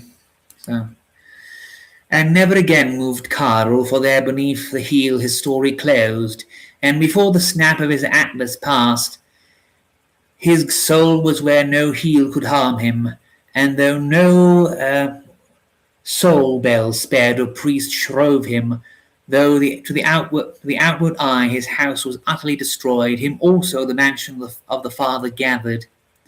And at that hour, in her garret in a far town, Anne, the wife of Carl, suddenly laid down her sewing and put her hand to her side, feeling a pang there. Then to the bed she tottered with a moan, and lay where nevermore Carl's weight would press, her soul all of troublement of new darkness and new light. For between two that God makes three, there is a bond God knows that man knows not. And going back, those two sat silent in their car, and between them an echo of words hung heavy, and long shadows of thoughts swept now and then through those chambers where each man dwells with the images he has made, and which one by one he must break before he finds himself and knows the maker from the made.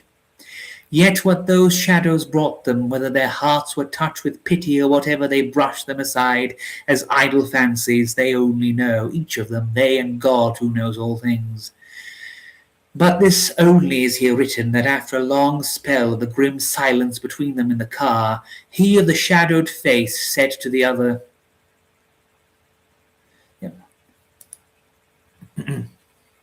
Sorry, I lost my spot.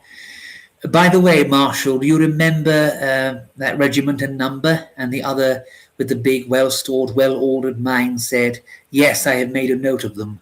Then, at the end of a farther silence, the first one said, "Oh, well, if he had a wife, see that she gets the cross.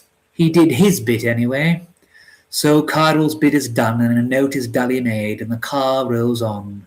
A week later, a flat package stamped with many seals was put into Anne's hands, and when she had tremblingly undone the tapes and shattered the crimson wax that fell in flakes, bedabbling dreadfully the floor, she found a box, and inside the box a cross. In this was the cross of Carl came home to his wife, Anne, and the cross of Carl that is so terribly he earned is now Anne's, and she bears it. But for his slayers also is a cross prepared, and that cross is more terrible than Carl's, for as the deep is, so also is the steep.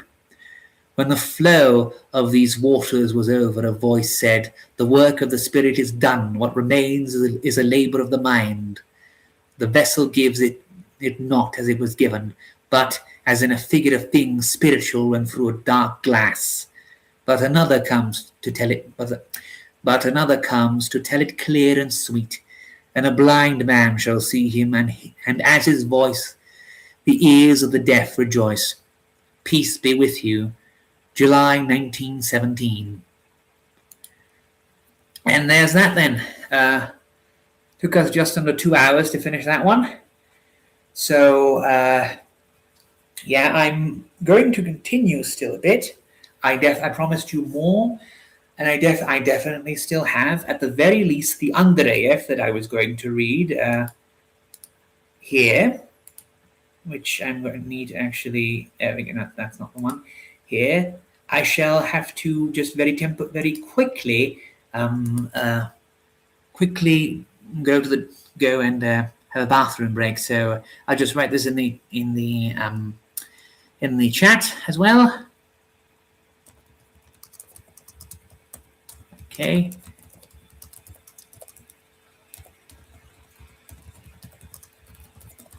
I will make a specific note.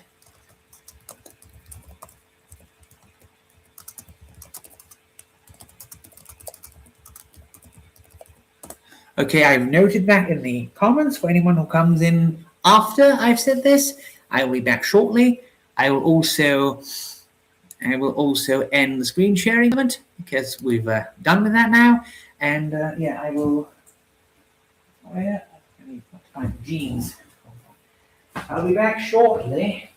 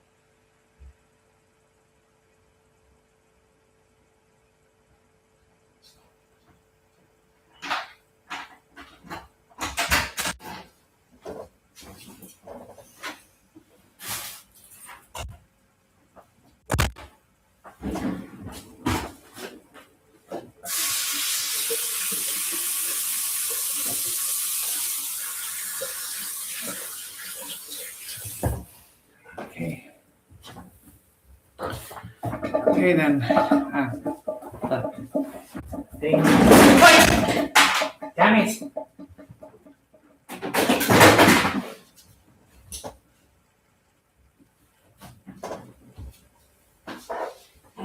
What the hell? Look at that.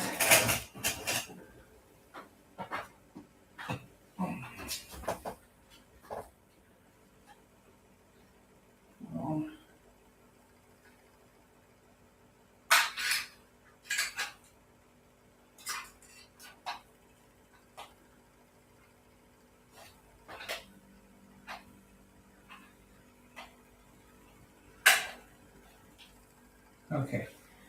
Sorry.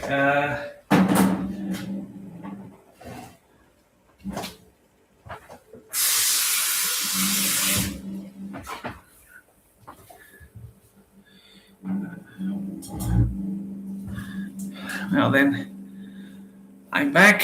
Hopefully, you. Just going to put this in the chat as well, and I'm going to wait a bit. There we go. Wait, does that count me or does that count me as the audience or not? I'm not sure. I hope not. Just because I wrote something in the chat.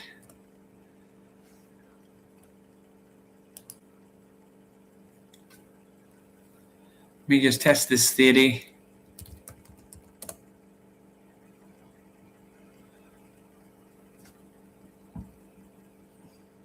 Okay. I'm not sure if anyone was here when that noise happened, but yeah, I'm gonna. We've basically done what we were supposed to do, and for anyone watching later, that noise is just nothing actually broke or anything. It's just there's a TV on the microwave, and it's positioned in a really stupid way, and it slid off and got stuck, and then it knocked over the remote, which fell behind the fridge. So basically, there's a fridge, there's a microwave on top of the fridge, and there's a small TV on top of the microwave. So kind of just rolled off.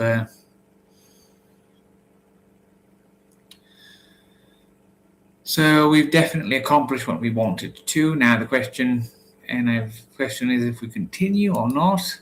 I would have to wait for someone else to show up, because if not, then we might leave the other thing for tomorrow.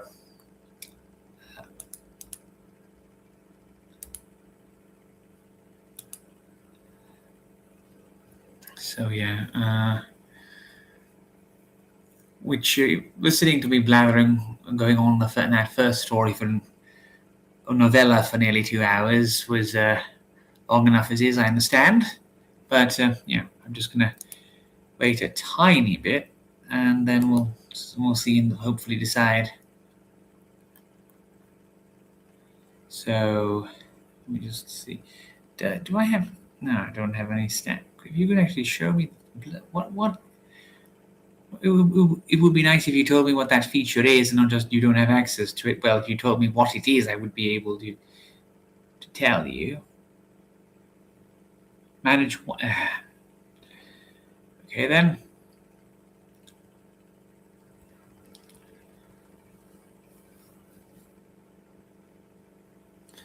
So might wrap this up for tonight and do the other things I planned tomorrow and advertise them a little early as well. The advertising here actually worked a bit, and oh, there we are. Well, someone came back. I'm not sure if it's the same person or not, or if that's just an error. We are just about as I'm saying, I'm probably going to actually end it now to actually enable me to continue.